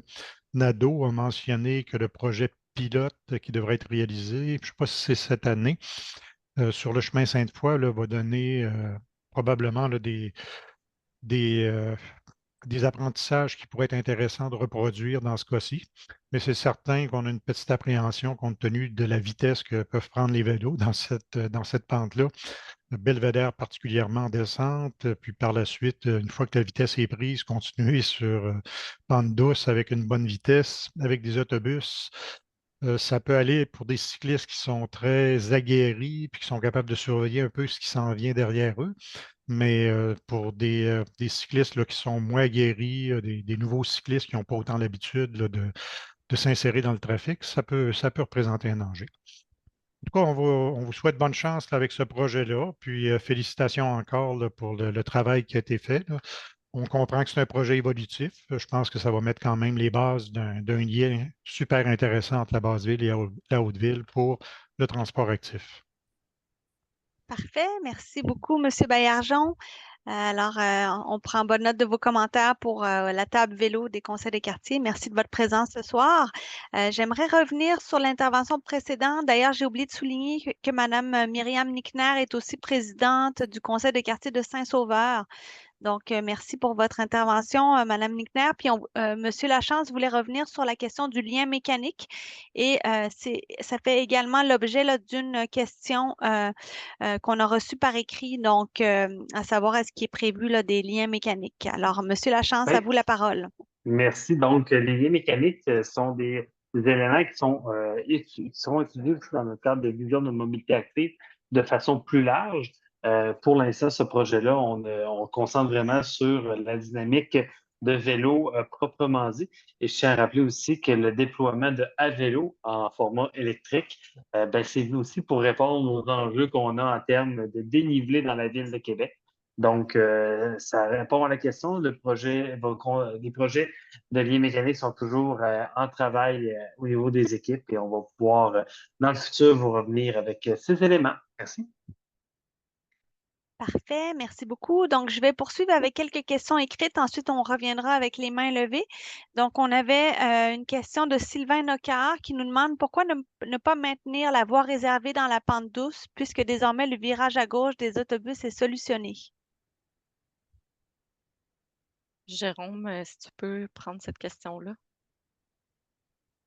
Oui, c'est un très bon commentaire. Donc, en fait, c'est pour maintenir la fluidité de tous les usagers. Donc, en faisant le compromis qu'on fait là actuellement, le double virage à gauche, autant pour les autobus que les automobilistes, on va conserver les mêmes niveaux de service pour les autobus qui ne profitaient pas de la voie de droite, bien sûr, mais on va également maintenir les mêmes conditions de circulation pour les automobilistes. Donc, vous savez, on l'a mentionné, en section courante, on réaffecte les deux voies là, qui se transforment en baie de virage. Donc, ça nous Est-ce prend qu'on vraiment ce double virage-là. Oui. est-ce qu'on peut remontrer à l'écran, Jérôme, s'il te plaît, pour qu'on voit bien là, de quoi il s'agit au niveau Oui. des voies pour les autobus et puis les voies de circulation? La meilleure diapo qu'on a, c'est peut-être celle-là. C'est peut-être celle-là. On n'a pas la section entre les deux, là, malheureusement, dans la présentation. Mais les deux voies que vous voyez à droite, donc ces deux voies-là vont pouvoir être utilisées autant par les automobilistes que les autobus, ce qui va permettre d'avoir les mêmes temps de parcours pour les autobus et pour les automobilistes, avec le réaménagement, comme on vous l'a dit aussi en amont, lorsqu'on est à une voie par direction entre les deux intersections, là, ça nous prend ces deux voies-là pour tous les types d'usagers pour maintenir le même niveau de service, autant pour les autobus que pour les automobilistes. Parfait, merci beaucoup, Jérôme. Puis on peut laisser la présentation à l'écran pour répondre à une autre question concernant le virage à gauche sur Belvédère. Oh, je vois que Rémi Fiola a répondu par écrit, mais peut-être qu'on peut le voir à l'écran quand même. Donc, Madame Gosselin se demandait comment se fera le virage à gauche sur Belvédère à partir du chemin Sainte-Foy. Monsieur Fiola répond que pour le cycliste, il y aura un sas vélo qui sera aménagé au sud de l'intersection. Un sas, c'est comme un espace où les cyclistes peuvent venir s'insérer en attendant devant les autos, si je comprends bien. Mhm. Est-ce que Jérôme ou oui, On a, Jérôme, est-ce que tu peux répondre à On n'a ouais? malheureusement pas de support visuel là, pour ce OK, secteur-là. OK. Fait que je ne veux pas peut-être en montrer. Ben, écoutez, le meilleur que j'ai, c'est ça, là. Mais à l'intersection Belvédère-Sainte-Foy, on aura. Ben, peut-être Rémi, il peut prendre la parole et l'expliquer. Ça sera son baptême. Oui, Rémi. vous m'entendez? Oui, tout à fait. Oui. Bon, c'est un peu comme actuellement ce qui se passe sur Calixa-la-Vallée, sauf que le SAS qui est sur Calixa-la-Vallée va être déplacé sur Belvédère. Donc, le mouvement de virage à gauche va se faire en 2 temps.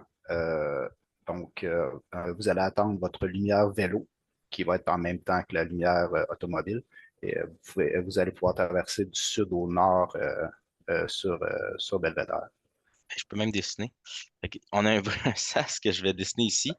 Puis, on aura une circulation vélo sur Sainte-Foy, comme l'a dit Rémi, qui va se réfugier dans l'approche de Belvédère, un petit peu légèrement à droite. Il va pouvoir attendre le feu vert auto vers la descente de Belvédère pour poursuivre la route en descente, comme la flèche rouge que je fais à l'écran.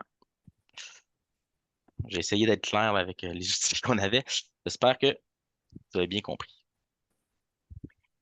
Parfait, merci. Puis, donc, les sas, là, je comprends que c'est les espaces qui sont peinturés en vert sur la chaussée, qu'on voit déjà à quelques endroits, là, le long notamment du chemin Sainte-Foy, là, pour la piste cyclable du chemin Sainte-Foy.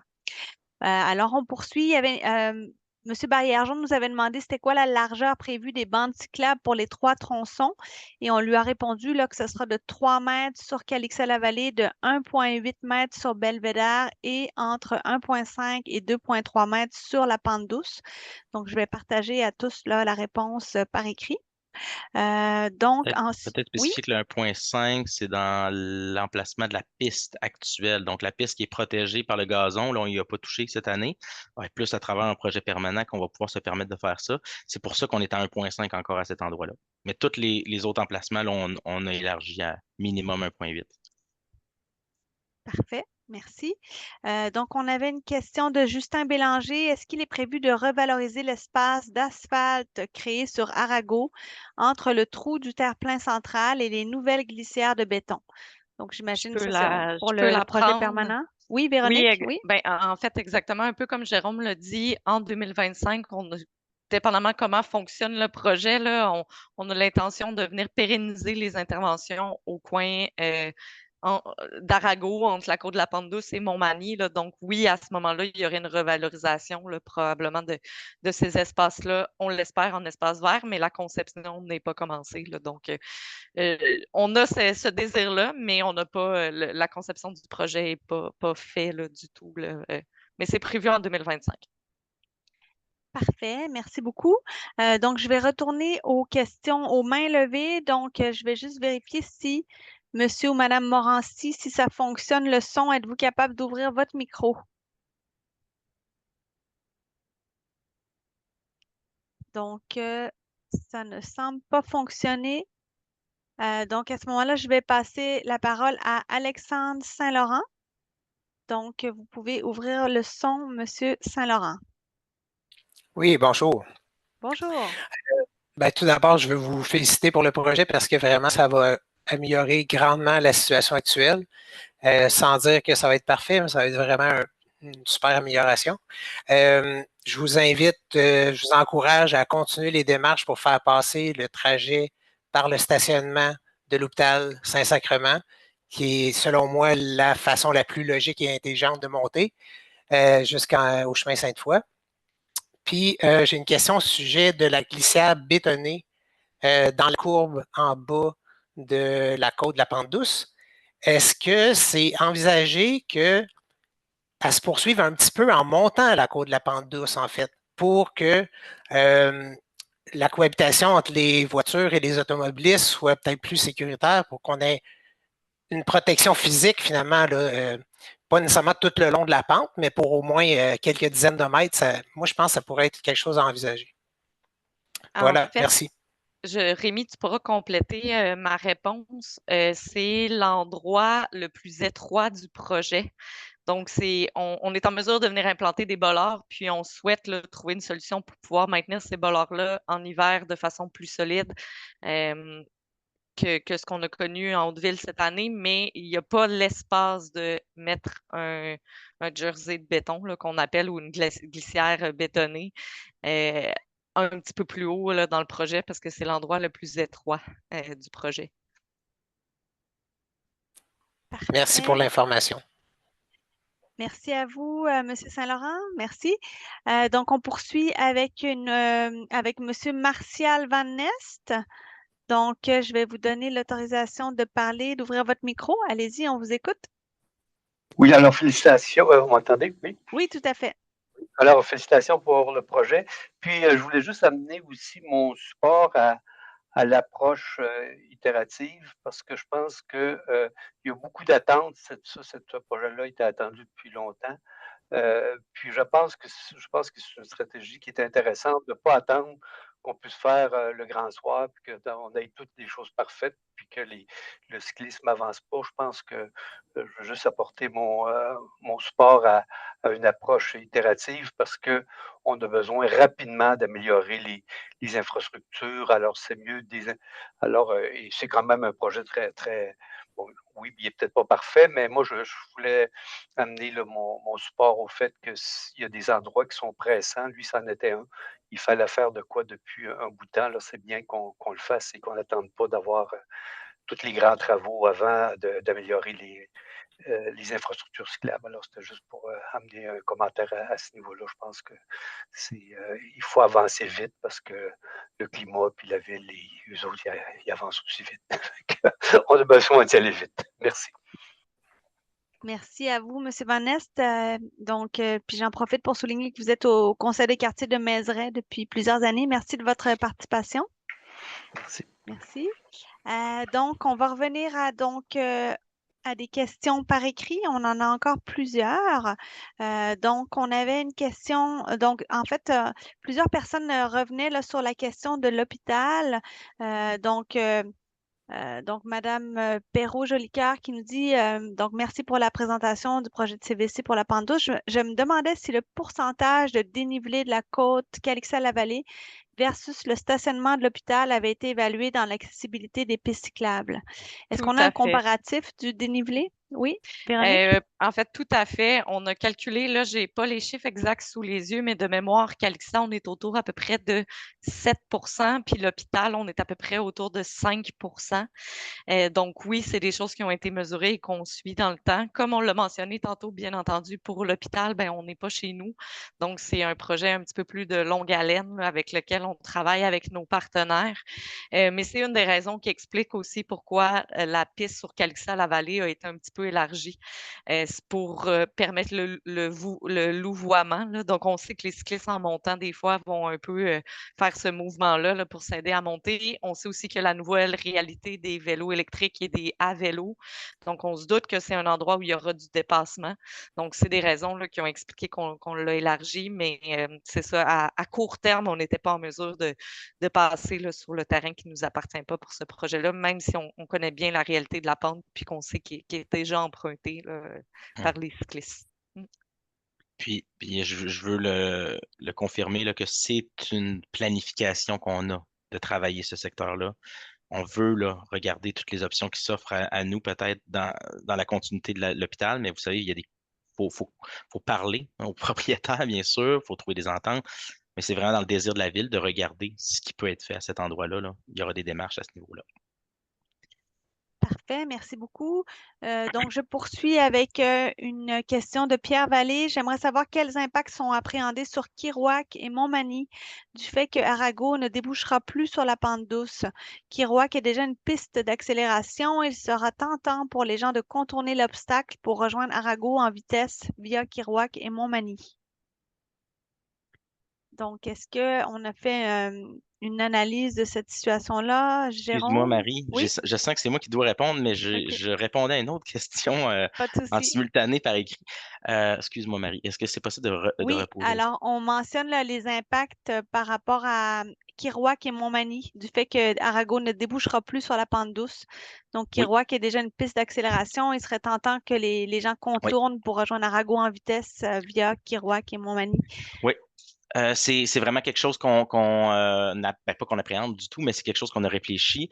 Donc, le détour qu'on cause avec la fermeture d'Arago va, selon nous, dissuader beaucoup d'usagers à faire des détours plus longs là, par Kirouac, parce que là, on a un détour là, de 400 mètres qui s'ajoute. Ce qu'on croit, on fait vraiment le pari à ce niveau-là, puis on pense vraiment que les gens vont utiliser Charret davantage. On va vraiment les amener là, à Marie de l'Incarnation pour faire le virage. Donc, on pense qu'on va réussir avec ça, mais ça va être des éléments qu'on va suivre de façon rapprochée. Donc, ça, le comportement humain, faut le suivre, il faut l'analyser. Donc, c'est sûr que dès que l'implantation va se faire, nous, on va suivre sur le terrain les chiffres. On va voir qu'est-ce qui se passe, puis on va apporter tous les correctifs. C'est sûr qu'on ne veut pas décaler un problème sur une autre rue, là. Ça va de soi. Donc, il y aura des correctifs qui seront apportés là, en fonction du comportement, mais on a vraiment confiance qu'on va réussir à amener les gens sur Charest où est-ce qu'ils devraient circuler. Parfait. Une autre question au sujet là, du trafic. Là. Est-il raisonnable de croire que le trafic de transit va augmenter sensiblement sur l'avenue Chouinard? Quelles mesures pensez-vous prendre pour éviter une augmentation des désagréments pour cette rue? On n'anticipe pas du tout, en fait, une modification des déplacements sur Chouinard. On pense que les gens, là, déjà, on a 3 côtes. On a Chouinard, on a Belvédère, on a Calixa. Oui, on retire la direction sud de Calixa, mais ce n'était pas un déplacement qui était excessivement fort. Les gens utilisaient déjà beaucoup plus Belvédère ou encore Chouinard. Donc, il n'y aura pas vraiment un report de transit là, de Calixa vers les autres côtes, là. On risque pas En fait, ça va être négligeable comme impact, selon nous, là, sur les rues Belvédère et Chouinard. Par contre, peut-être en bonification, là, c'est comme Kerouac, une rue qu'on va suivre. Donc, actuellement, c'est beaucoup le virage à droite de Sainte-Foy vers Chouinard. Donc, il n'y avait pas vraiment qui ne touchait pas vraiment la dynamique des 2 côtes là, de Belvédère et Calixa-Vallée, mais bien sûr, on reste attentif à cet enjeu-là. Parfait. Je poursuis avec un commentaire et une question de Madame Nadia Aubin-Horth. Donc, ce projet est un point tournant pour la mobilité active dans la ville de Québec. C'est un projet qui répond aux besoins de citoyens et citoyennes de tous les coins de la ville avec un lien Haute-Ville-Basse-Ville accessible. Félicitations. J'ai une question à propos de la slip lane, donc virage à droite vers la pente douce en montant à partir de Marie de l'Incarnation. Est-ce le genre d'aménagement qui sera retiré en 2025? C'est bien entendu un des aménagements qu'on va regarder. Ça fait partie du nouveau concept. Donc, cette voie-là, cet îlot de virage à droite-là, on va analyser si elle est nécessaire. Puis, c'est sûr qu'il y a des enjeux au niveau de la circulation des modes actifs là, avec ce type d'infrastructure-là. On va chercher à la retirer. Donc, mais c'est vraiment, là, je parle sans avoir fait les analyses, bien sûr, là, mais on va regarder ce qui peut être fait à ce niveau-là, vraiment par souci d'améliorer la sécurité des modes actifs, mais en maintenant aussi la circulation fluide pour les usagers en auto ou en autobus. Parfait, merci. Ensuite, question de Samuel Lévesque-Bouchard. Est-ce qu'il serait possible de laisser moins d'espace entre les bollards afin d'empêcher les véhicules de se stationner dans la piste? À chaque utilisation sur le chemin Sainte-Foy, il y a toujours au moins une voiture de stationner dans la piste. Autrement, avez-vous une autre solution pour limiter ce problème? Je vais prendre aussi cette question-là. Donc, sur Pandus, on ne pense pas qu'il va y avoir un enjeu au niveau de. C'est pas une réalité, là, vraiment, à cet endroit-là. Le stationnement sur rue n'est pas recherché tant que ça. On ne pense pas qu'on va avoir des temps de stationnement dans les voies cyclables à cet endroit-là. Par contre, les balises sont, je pense, aux 12 mètres, là, de façon à limiter l'empiètement. Puis, sur Sainte-Foy, c'est bien entendu une des observations qu'on a fait. Donc, il y a des réflexions par rapport à l'ajout de balises, pas l'ajout de balises, mais le maintien des balises. Vous avez vu, en période hivernale, on a retiré des balises dans le secteur Saint-Sacrement. On a vu que dès le moment où on enlève une balise, les automobilistes peuvent en profiter. Donc, on cherche à travailler l'hiver avec le maintien des balises. Donc, il faut assurer le maintien du déneigement et tout ça, là. Donc, on regarde ça, de maintenir nos balises. Puis, on travaille aussi, on est en train de penser à des mesures au niveau de peut-être de petits blocs de béton qui pourraient nous permettre, en plus des balises, d'implanter certains blocs de béton qui nous permettraient de mieux sécuriser la zone tampon pour diminuer également encore l'empiètement dans la bande cyclable. Donc, c'est des choses qu'on peut faire. Le marquage vert, l'ajout de marquage aussi pour souligner la présence de la piste, ça peut dissuader certains automobilistes. C'est quelque chose qu'on a vraiment à cœur, là. On l'a vu, les gens stationnent des fois dans la piste. On veut éviter ça, bien sûr. Parfait, merci beaucoup. On a encore environ une quinzaine de questions. Question ou commentaire de Yannick Chouinard. Donc, il se dit très satisfait des aménagements proposés et il nous demande dans quelle mesure les aménagements présentés seront ceux que nous retrouverons sur le terrain cet été. Donc, je comprends de la question de M. Chouinard, donc la crainte qu'il y ait peut-être une pression pour conserver le stationnement ou l'accès à Arago. Donc, il souhaite savoir si ce qui a été présenté ce soir, est-ce que ce sera bien ce qui va être réalisé cet été? Super, ben, je peux répondre en partie à cette question-là. En fait, normalement, oui, c'est sûr qu'on est à l'écoute de vos commentaires ce soir. Le projet va être implanté en majorité comme il est présenté ce soir. On est ouvert à faire des bonifications, à surveiller des enjeux en particulier au fil des prochaines semaines, au fil de l'été. Mais normalement, là, le projet devrait sensiblement ressembler à ce qu'on vous a présenté là, ce soir. Parfait, merci beaucoup. Donc, je poursuis avec une autre question de M. Nocard. Avez-vous envisagé de réaliser une piste cyclable bidirectionnelle côté sud dans la pente douce pour faciliter la connexion avec les avenues qui mènent au chemin Sainte-Foy sans avoir à croiser la voie automobile? Et si oui, pourquoi avoir rejeté cette option? En fait, avec le projet de la pente douce, dans le cadre d'un projet évolutif, on partait avec une partie d'une piste cyclable déjà existante hors rue unidirectionnelle. Puis dans le cadre du projet évolutif, on ne pouvait pas toucher à ce lien cyclable-là. Donc, automatiquement, là, on avait à peu près un 2 mètres d'espace là, qui était pris d'un côté pour une piste unidirectionnelle. Donc, dans ce cadre-là, comme on avait cet espace-là occupé, on ne pouvait pas envisager là, un autre type d'aménagement que celui qu'on vous propose aujourd'hui pour l'aménagement de la pente douce. Par contre, dans un projet permanent, on pourrait le réfléchir là, et se questionner à ce sujet-là, mais pour l'évolutif, ce n'était pas possible à cause de la portion permanente existante. Parfait, merci beaucoup. Je poursuis avec une question, commentaire de Elisa Gouin. Donc, félicitations à toute l'équipe Vélocité. Ce projet témoigne de votre ingéniosité et de la volonté d'innovation qui caractérise l'administration actuelle. Le quartier Saint-Sauveur bénéficiera grandement de l'apaisement de la circulation sur Arago. Est-ce qu'une signalisation particulière est prévue au niveau des stationnements hors rue, des commerces le long de la pente douce pour assurer la sécurité des cyclistes? Je laisserai Rémi répondre. Je pense que c'est la meilleure personne pour ça.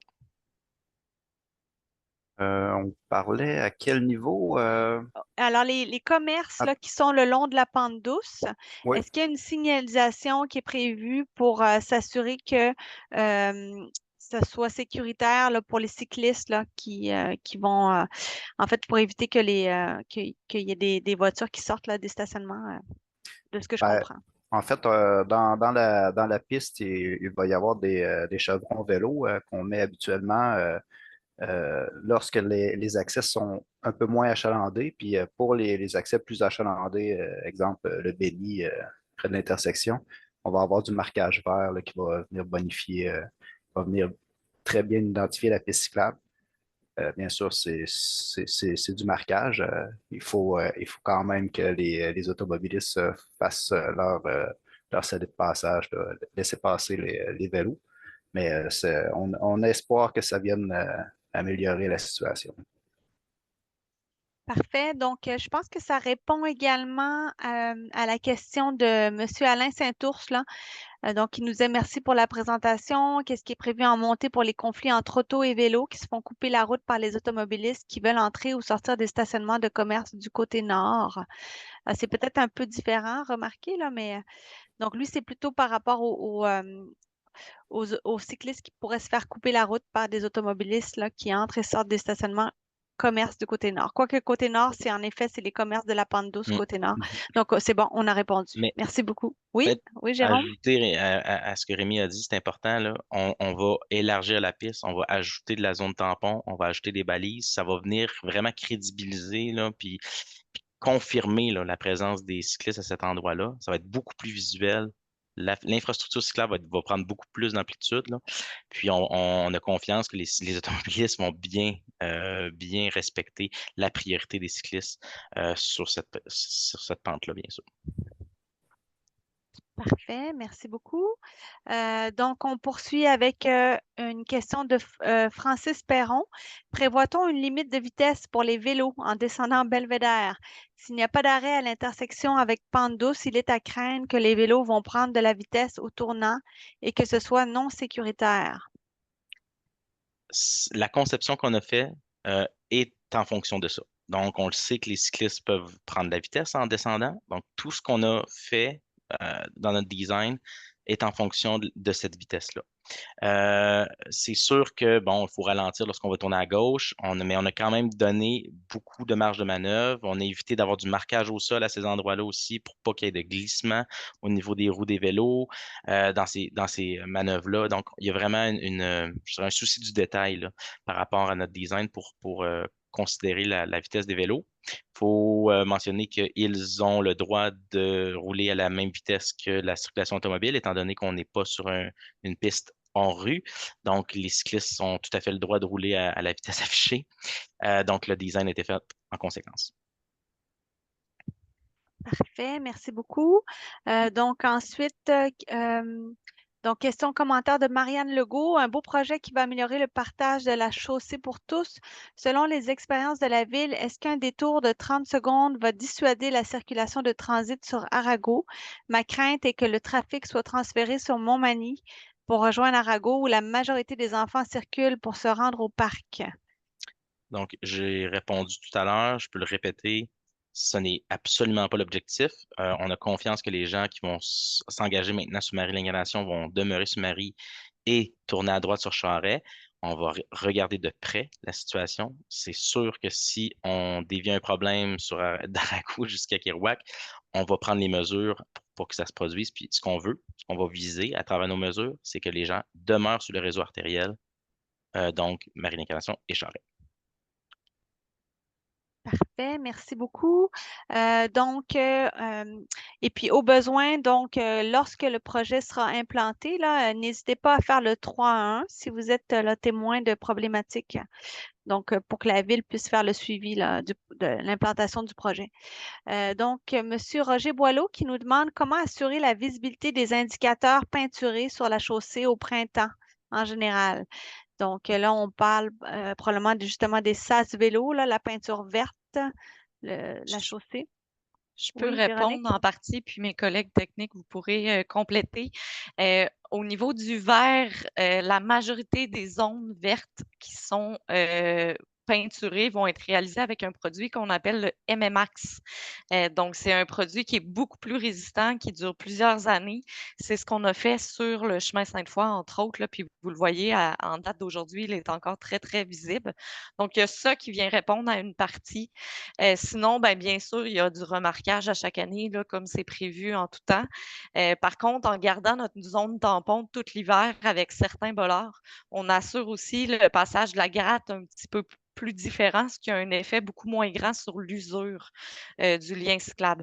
Puis le maintien des bollards en hiver va aussi nous aider à garder la protection. Ben, en tout cas, le maintien de certains bollards en hiver va aussi nous aider à garder cette protection-là avec un retour là, des bollards totaux là, au printemps. Donc, je dirais que c'est une partie, je réponds à une partie par plusieurs points, là, mais la technique du MMAX là, pour le marquage vert a vraiment fait ses preuves là, ailleurs au Québec également. Là, donc, ça nous permet de rendre les choses beaucoup plus visibles à long terme. Parfait, merci beaucoup. Donc, je continue avec... OK, je vois qu'il y a des réponses qui sont données par écrit. Je vais quand même partager pour le bénéfice de tous. Là, M. Perron nous demandait est-ce qu'un passage piéton protégé est prévu entre l'escalier du Parc des Braves et l'escalier en face pour traverser Pente Douce? Donc, on lui répond que le Code de la sécurité routière ne nous permet pas de mettre un passage pour personnes aussi près d'une intersection. Le respect de la priorité à cet endroit ne serait pas respecté. Donc, ça, c'est des questions de distance là, entre les intersections. Donc, ensuite, je vais lire une question commentaire de Diane Boudreau, puis ensuite, je vois qu'il y a une main levée. On pourra revenir aux mains levées. Donc, Mme Boudreau nous dit bravo pour toutes ces modifications pour augmenter le sentiment de sécurité des cyclistes et des piétons. Est-ce que vous avez pensé à faire un appel pour un projet d'art sur le mur? Et puis, elle nous fait aussi le commentaire par rapport à l'hôpital, là, pour le passage derrière l'hôpital. Veuillez admettre que l'hôpital Saint-Sacrement est un partenaire public. Celui-ci a une politique de développement durable ces dernières années. Donc, la barrière a même été allongée pour rendre encore plus difficile le passage pour les cyclistes. Une institution de santé qui bloque le passage des cyclistes, il faut le faire. Donc, c'est sûr que là, on comprend que plusieurs cyclistes aimeraient pouvoir passer par l'hôpital. La rue Calixa-la-Vallée sera sécurisée, mais le pourcentage de pente demeure important. C'est pourquoi je passe toujours derrière l'hôpital. Donc, on prend bonne note, Madame Boudreau. Merci. Oui? Je pourrais Oui, peut-être ajouter Jérôme? qu'on a une très, très bonne largeur sur Calixa-la-Vallée. On parle de 3 mètres. Ça sera la piste unidirectionnelle la plus large sur notre territoire. Vraiment, on le sait il y a un bon pourcentage de pente. On sait que c'est un défi pour plusieurs de monter à cet endroit-là. C'est au-delà vraiment de l'accessibilité universelle qu'on peut dire à vélo. Là. On le sait que le pourcentage est élevé. Je le réitère, on va vraiment vouloir travailler à trouver une alternative. Donc, mais ça prend du temps, puis il faut avoir des conversations avec nos partenaires. Donc, pour l'instant, vraiment, c'est ça qu'on fait, c'est qu'on améliore de beaucoup Calixa-la-Vallée. On pense qu'avec 3 mètres de largeur, on va rendre vraiment confortable, le plus confortable possible, en fait, cette montée-là. On n'aura plus d'auto. Hein. Vous le savez, en ce moment, on a une chaussée désignée. Donc là, on monte en même temps que les autos. Là, on va avoir 3 mètres complètement dégagés des autos à cet endroit-là pour nous permettre de monter à notre vitesse. Donc, on espère que ça va quand même améliorer la situation par rapport à l'actuel. Parfait. Puis concernant le projet d'art sur le mur, on prend note, là, dans le fond, c'est qu'à l'époque, il y avait une murale, il y avait un projet avec Ex-Muro, je crois, qui est un organisme d'art public, avec des murales là, sur le mur de la pente douce. Donc, on en prend bonne note. Et puis d'ailleurs, Mme Valéa Roland est aussi l'élu responsable de la culture. Donc, merci de votre commentaire. Donc là, je vais prendre la main levée. Oui, alors je vois toujours, oui, Monsieur Alain Saint-Ours. Donc, vous êtes intervenu tantôt par écrit, mais peut-être c'était pour expliciter votre commentaire là, sur les voies de stationnement. Vous pouvez ouvrir votre micro, on vous écoute. Alors, est-ce que vous nous entendez, Monsieur Saint-Ours? Vous pouvez allumer votre micro? Essaye d'ouvrir mon micro, C'est bon, là. on vous entend, c'est beau. OK. Allez-y. Alors, je voulais juste donner un petit peu de vivant à ma question, là. Et je sais que c'est évolutif, votre projet dans la pente douce. Moi, je pense que du côté sud, ce que Sylvain Ocard a suggéré, là, une bidirectionnelle, il n'y a aucun conflit en direction sud, il y a un muret. Tandis que l'autre côté, on se fait souvent couper par des gens qui entrent ou qui sortent des stationnements pendant qu'on est en montée. Et je vous assure pendant que tu es en montée, tu es concentré sur ton coup de pédale, tu as la tête baissée. Souvent, c'est une surprise de voir paraître, boum, là, et on est obligé de s'y... Moi, je monte jamais la pente douce du côté nord. Je la monte tout le temps du côté sud. C'est la seule façon que j'ai trouvée d'abord pour éviter ce conflit-là, puis pour me permettre de monter.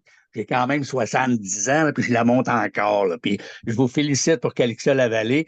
Ça va faire la job, à mon avis. Avec 3 mètres, on en a en masse. Puis Belvédère aussi, ça, c'est 2 beaux ajouts extraordinaires parce que, puis en plus, ça envoie le message, c'est pédagogique, qu'il y a de l'espace à Québec pour les vélos.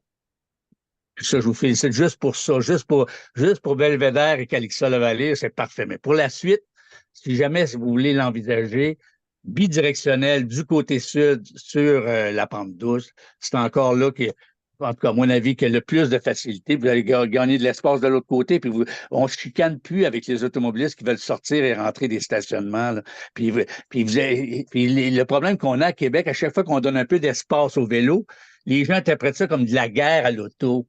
Fait que si vous mettez ça du côté sud, vous évitez encore cette image qu'on fait la guerre à l'auto en limitant l'accès au stationnement ou à la sortie des stationnements pour laisser passer les, comment dirais-je, les citoyens de luxe à vélo. Parfait. OK? Alors, merci beaucoup, M. C'est tout ce que je voulais préciser. Merci beaucoup pour tout. Merci à vous. Merci, M. Saint-Ours. Donc, c'est parfait. Donc, je vais continuer. Il nous reste encore 5 questions par écrit. Donc, on va les terminer. Donc, on avait une question. OK, je pense qu'elle a été répondue, vous me direz, là, l'équipe Vélocité de Madame Savard. Est-ce que la voie cyclable en descente sur la voie sud de la pente douce sera modifiée, élargie et protégée pour la partie de tronçon qui n'est pas séparée de la voie automobile, fin de la pente? Est-ce qu'on y avait répondu? Sinon, peut-être qu'on peut montrer à l'image pour que ce soit visuel, là. Donc, on parle de la partie euh, en descente sur la voie sud de la pente douce. Est-ce que ça sera modifié, élargi, protégé pour la partie du tronçon qui n'est pas séparée de la voie automobile Oui, au donc niveau de la fin de la la réponse, pente? c'est vraiment oui, oui, oui, oui, tout à fait. Donc, le traitement à l'extérieur de la piste cyclable, où est-ce qu'on a une banquette là, qui est protégée? Si on ne touche pas à cette partie-là, mais le reste, là, dès qu'on est plus protégé, nous, on vient vraiment travailler une protection avec zone tampon et balises là, des deux côtés, autant du côté sud que du côté nord, comme vous voyez à l'écran. Parfait, merci beaucoup. Ensuite, Alice Perrault-Jolicoeur qui nous demande si l'implantation du CVC va retarder l'ouverture de la piste cyclable actuelle qui est prévue pour le 1er mai. Est-ce que ça va retarder?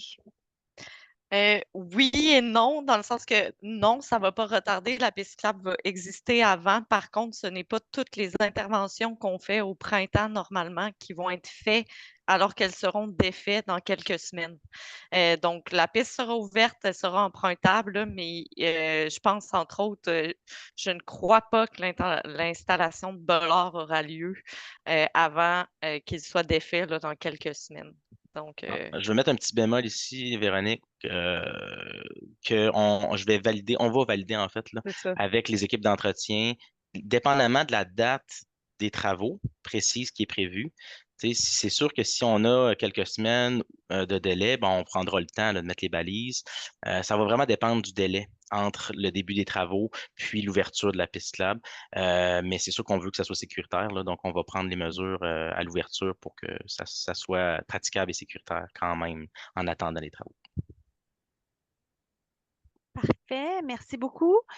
Donc ensuite, question de Jean-Philippe Gagnon qui nous demande, donc dans ce projet, est-ce qu'il y a des feux vélos comme sur Saint-Sacrement, comme sur le chemin Sainte-Foy, j'imagine? Je trouve qu'ils sont dangereux parce qu'on se fie généralement sur le feu des voitures pour circuler et on vient ajouter une signalisation supplémentaire à observer. En plus, il est positionné près du feu piéton au lieu d'être près des feux voitures, donc un moment d'inattention pour nous faire penser qu'on est bon pour traverser. Est-ce qu'il est prévu des feux vélos dans le cadre du projet Pente douce? Est-ce que Rémi, tu veux la Jérôme? prendre celle-là? Ah, Je te surprends. Oui, Je peux pas la de prendre. problème. Il n'y a pas de problème. Il va y avoir des feux pour vélo à toutes les intersections. Puis Euh, avec feu. oui, avec feu, effectivement. Donc, la seule intersection, le Calixa-la-Vallée Pente douce, qui est avec des stops actuellement, des arrêts, il n'y aura il y aura pas de feu pour vélo. Sinon, oui, seulement les mouvements qui sont sur le CVC, bien sûr. Les autres approches ne seront pas bonifiées. OK, parfait, merci. Ensuite, question, commentaire de Pierre Vallée. Merci pour la réponse à ma question. Bon projet de manière générale. Pour ce qui est de Kirouac, veuillez noter la présence du parc Roger Lemelin et que c'est une rue que les piétons empruntent pour se rendre au supermarché métro. C'est une grosse intersection de piétons. Si cette rue venait à être une voie de contournement pour les voitures, ce serait très dommage pour la qualité de vie. Le projet de réaménagement de Marie de l'Incarnation devrait considérer cette question. Des marquages ou aménagements seraient une bonne idée au coin Kirouac, Marie de l'Incarnation. Donc, on prend bonne note. Je comprends que c'est un commentaire là, bien pertinent là, pour l'équipe. Merci, M. Vallée, de votre commentaire. On avait aussi un petit commentaire donc, de Evelyne Guep qui nous mentionnait que par rapport au côté sud, là, si on aménageait la piste bidirectionnelle côté sud, elle dit on aurait moins chaud en montant car il est souvent à l'ombre de ce côté-là. Merci. Et puis, on a une dernière question de Frédéric Joly qui nous dit bravo pour ce beau projet. Si le trafic automobile est réduit sur Arago et que le trafic cyclable y augmente, serait-il possible de retirer certains panneaux stop pour accélérer la circulation des vélos? C'est un très bon commentaire, puis c'est pris en note, là, puis on pourra analyser ça au cours de l'été, puis bonifier dans ce sens-là, si opportun. Parfait, merci. Alors, je ne vois pas d'autres mains levées. Donc, si jamais... Non, c'est bon, ça fait le tour. Je ne vois pas d'autres non plus questions écrites. Donc, on a traité beaucoup de questions ce soir. On a traité 63 questions par écrit et plusieurs mains levées. Donc, je rappelle que l'enregistrement et la présentation vont être versés sur la page web du projet. Et puis, si vous avez des questions par la suite, vous pourrez faire le 3 à 1. Donc, s'il n'y a pas d'autres questions, ça va? Non, pas de main levée. Alors, à ce moment-là, on arriverait à la conclusion de la séance. Donc, j'invite M. Pierre-Luc Lachance, l'élu responsable de la mobilité et de la sécurité routière, à vous adresser quelques mots.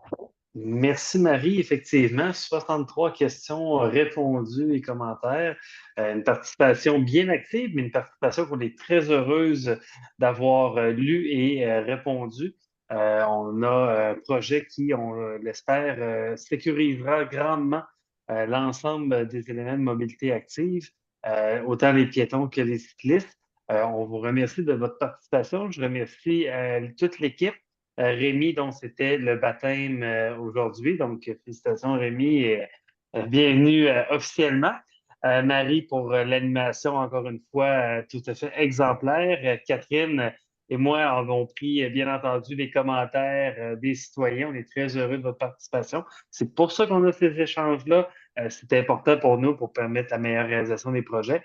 Et je lève mon chapeau en terminant à Jérôme, David et Véronique, les maîtres d'œuvre du projet, qui sauront réaliser cela et le surveilleront. Je pense que c'est un élément que Jérôme a souligné à plusieurs reprises pour la réponse à certaines personnes. Donc, on le surveillera au niveau de l'application pour s'assurer qu'on a un effet bénéfique pour notre sécurité routière. Donc, merci à toutes et tous encore de votre écoute et je vous souhaite une très belle fin de soirée. Merci. Alors, merci à tous. Bonne soirée à tous. Au revoir. Bonne soirée, merci. Au revoir.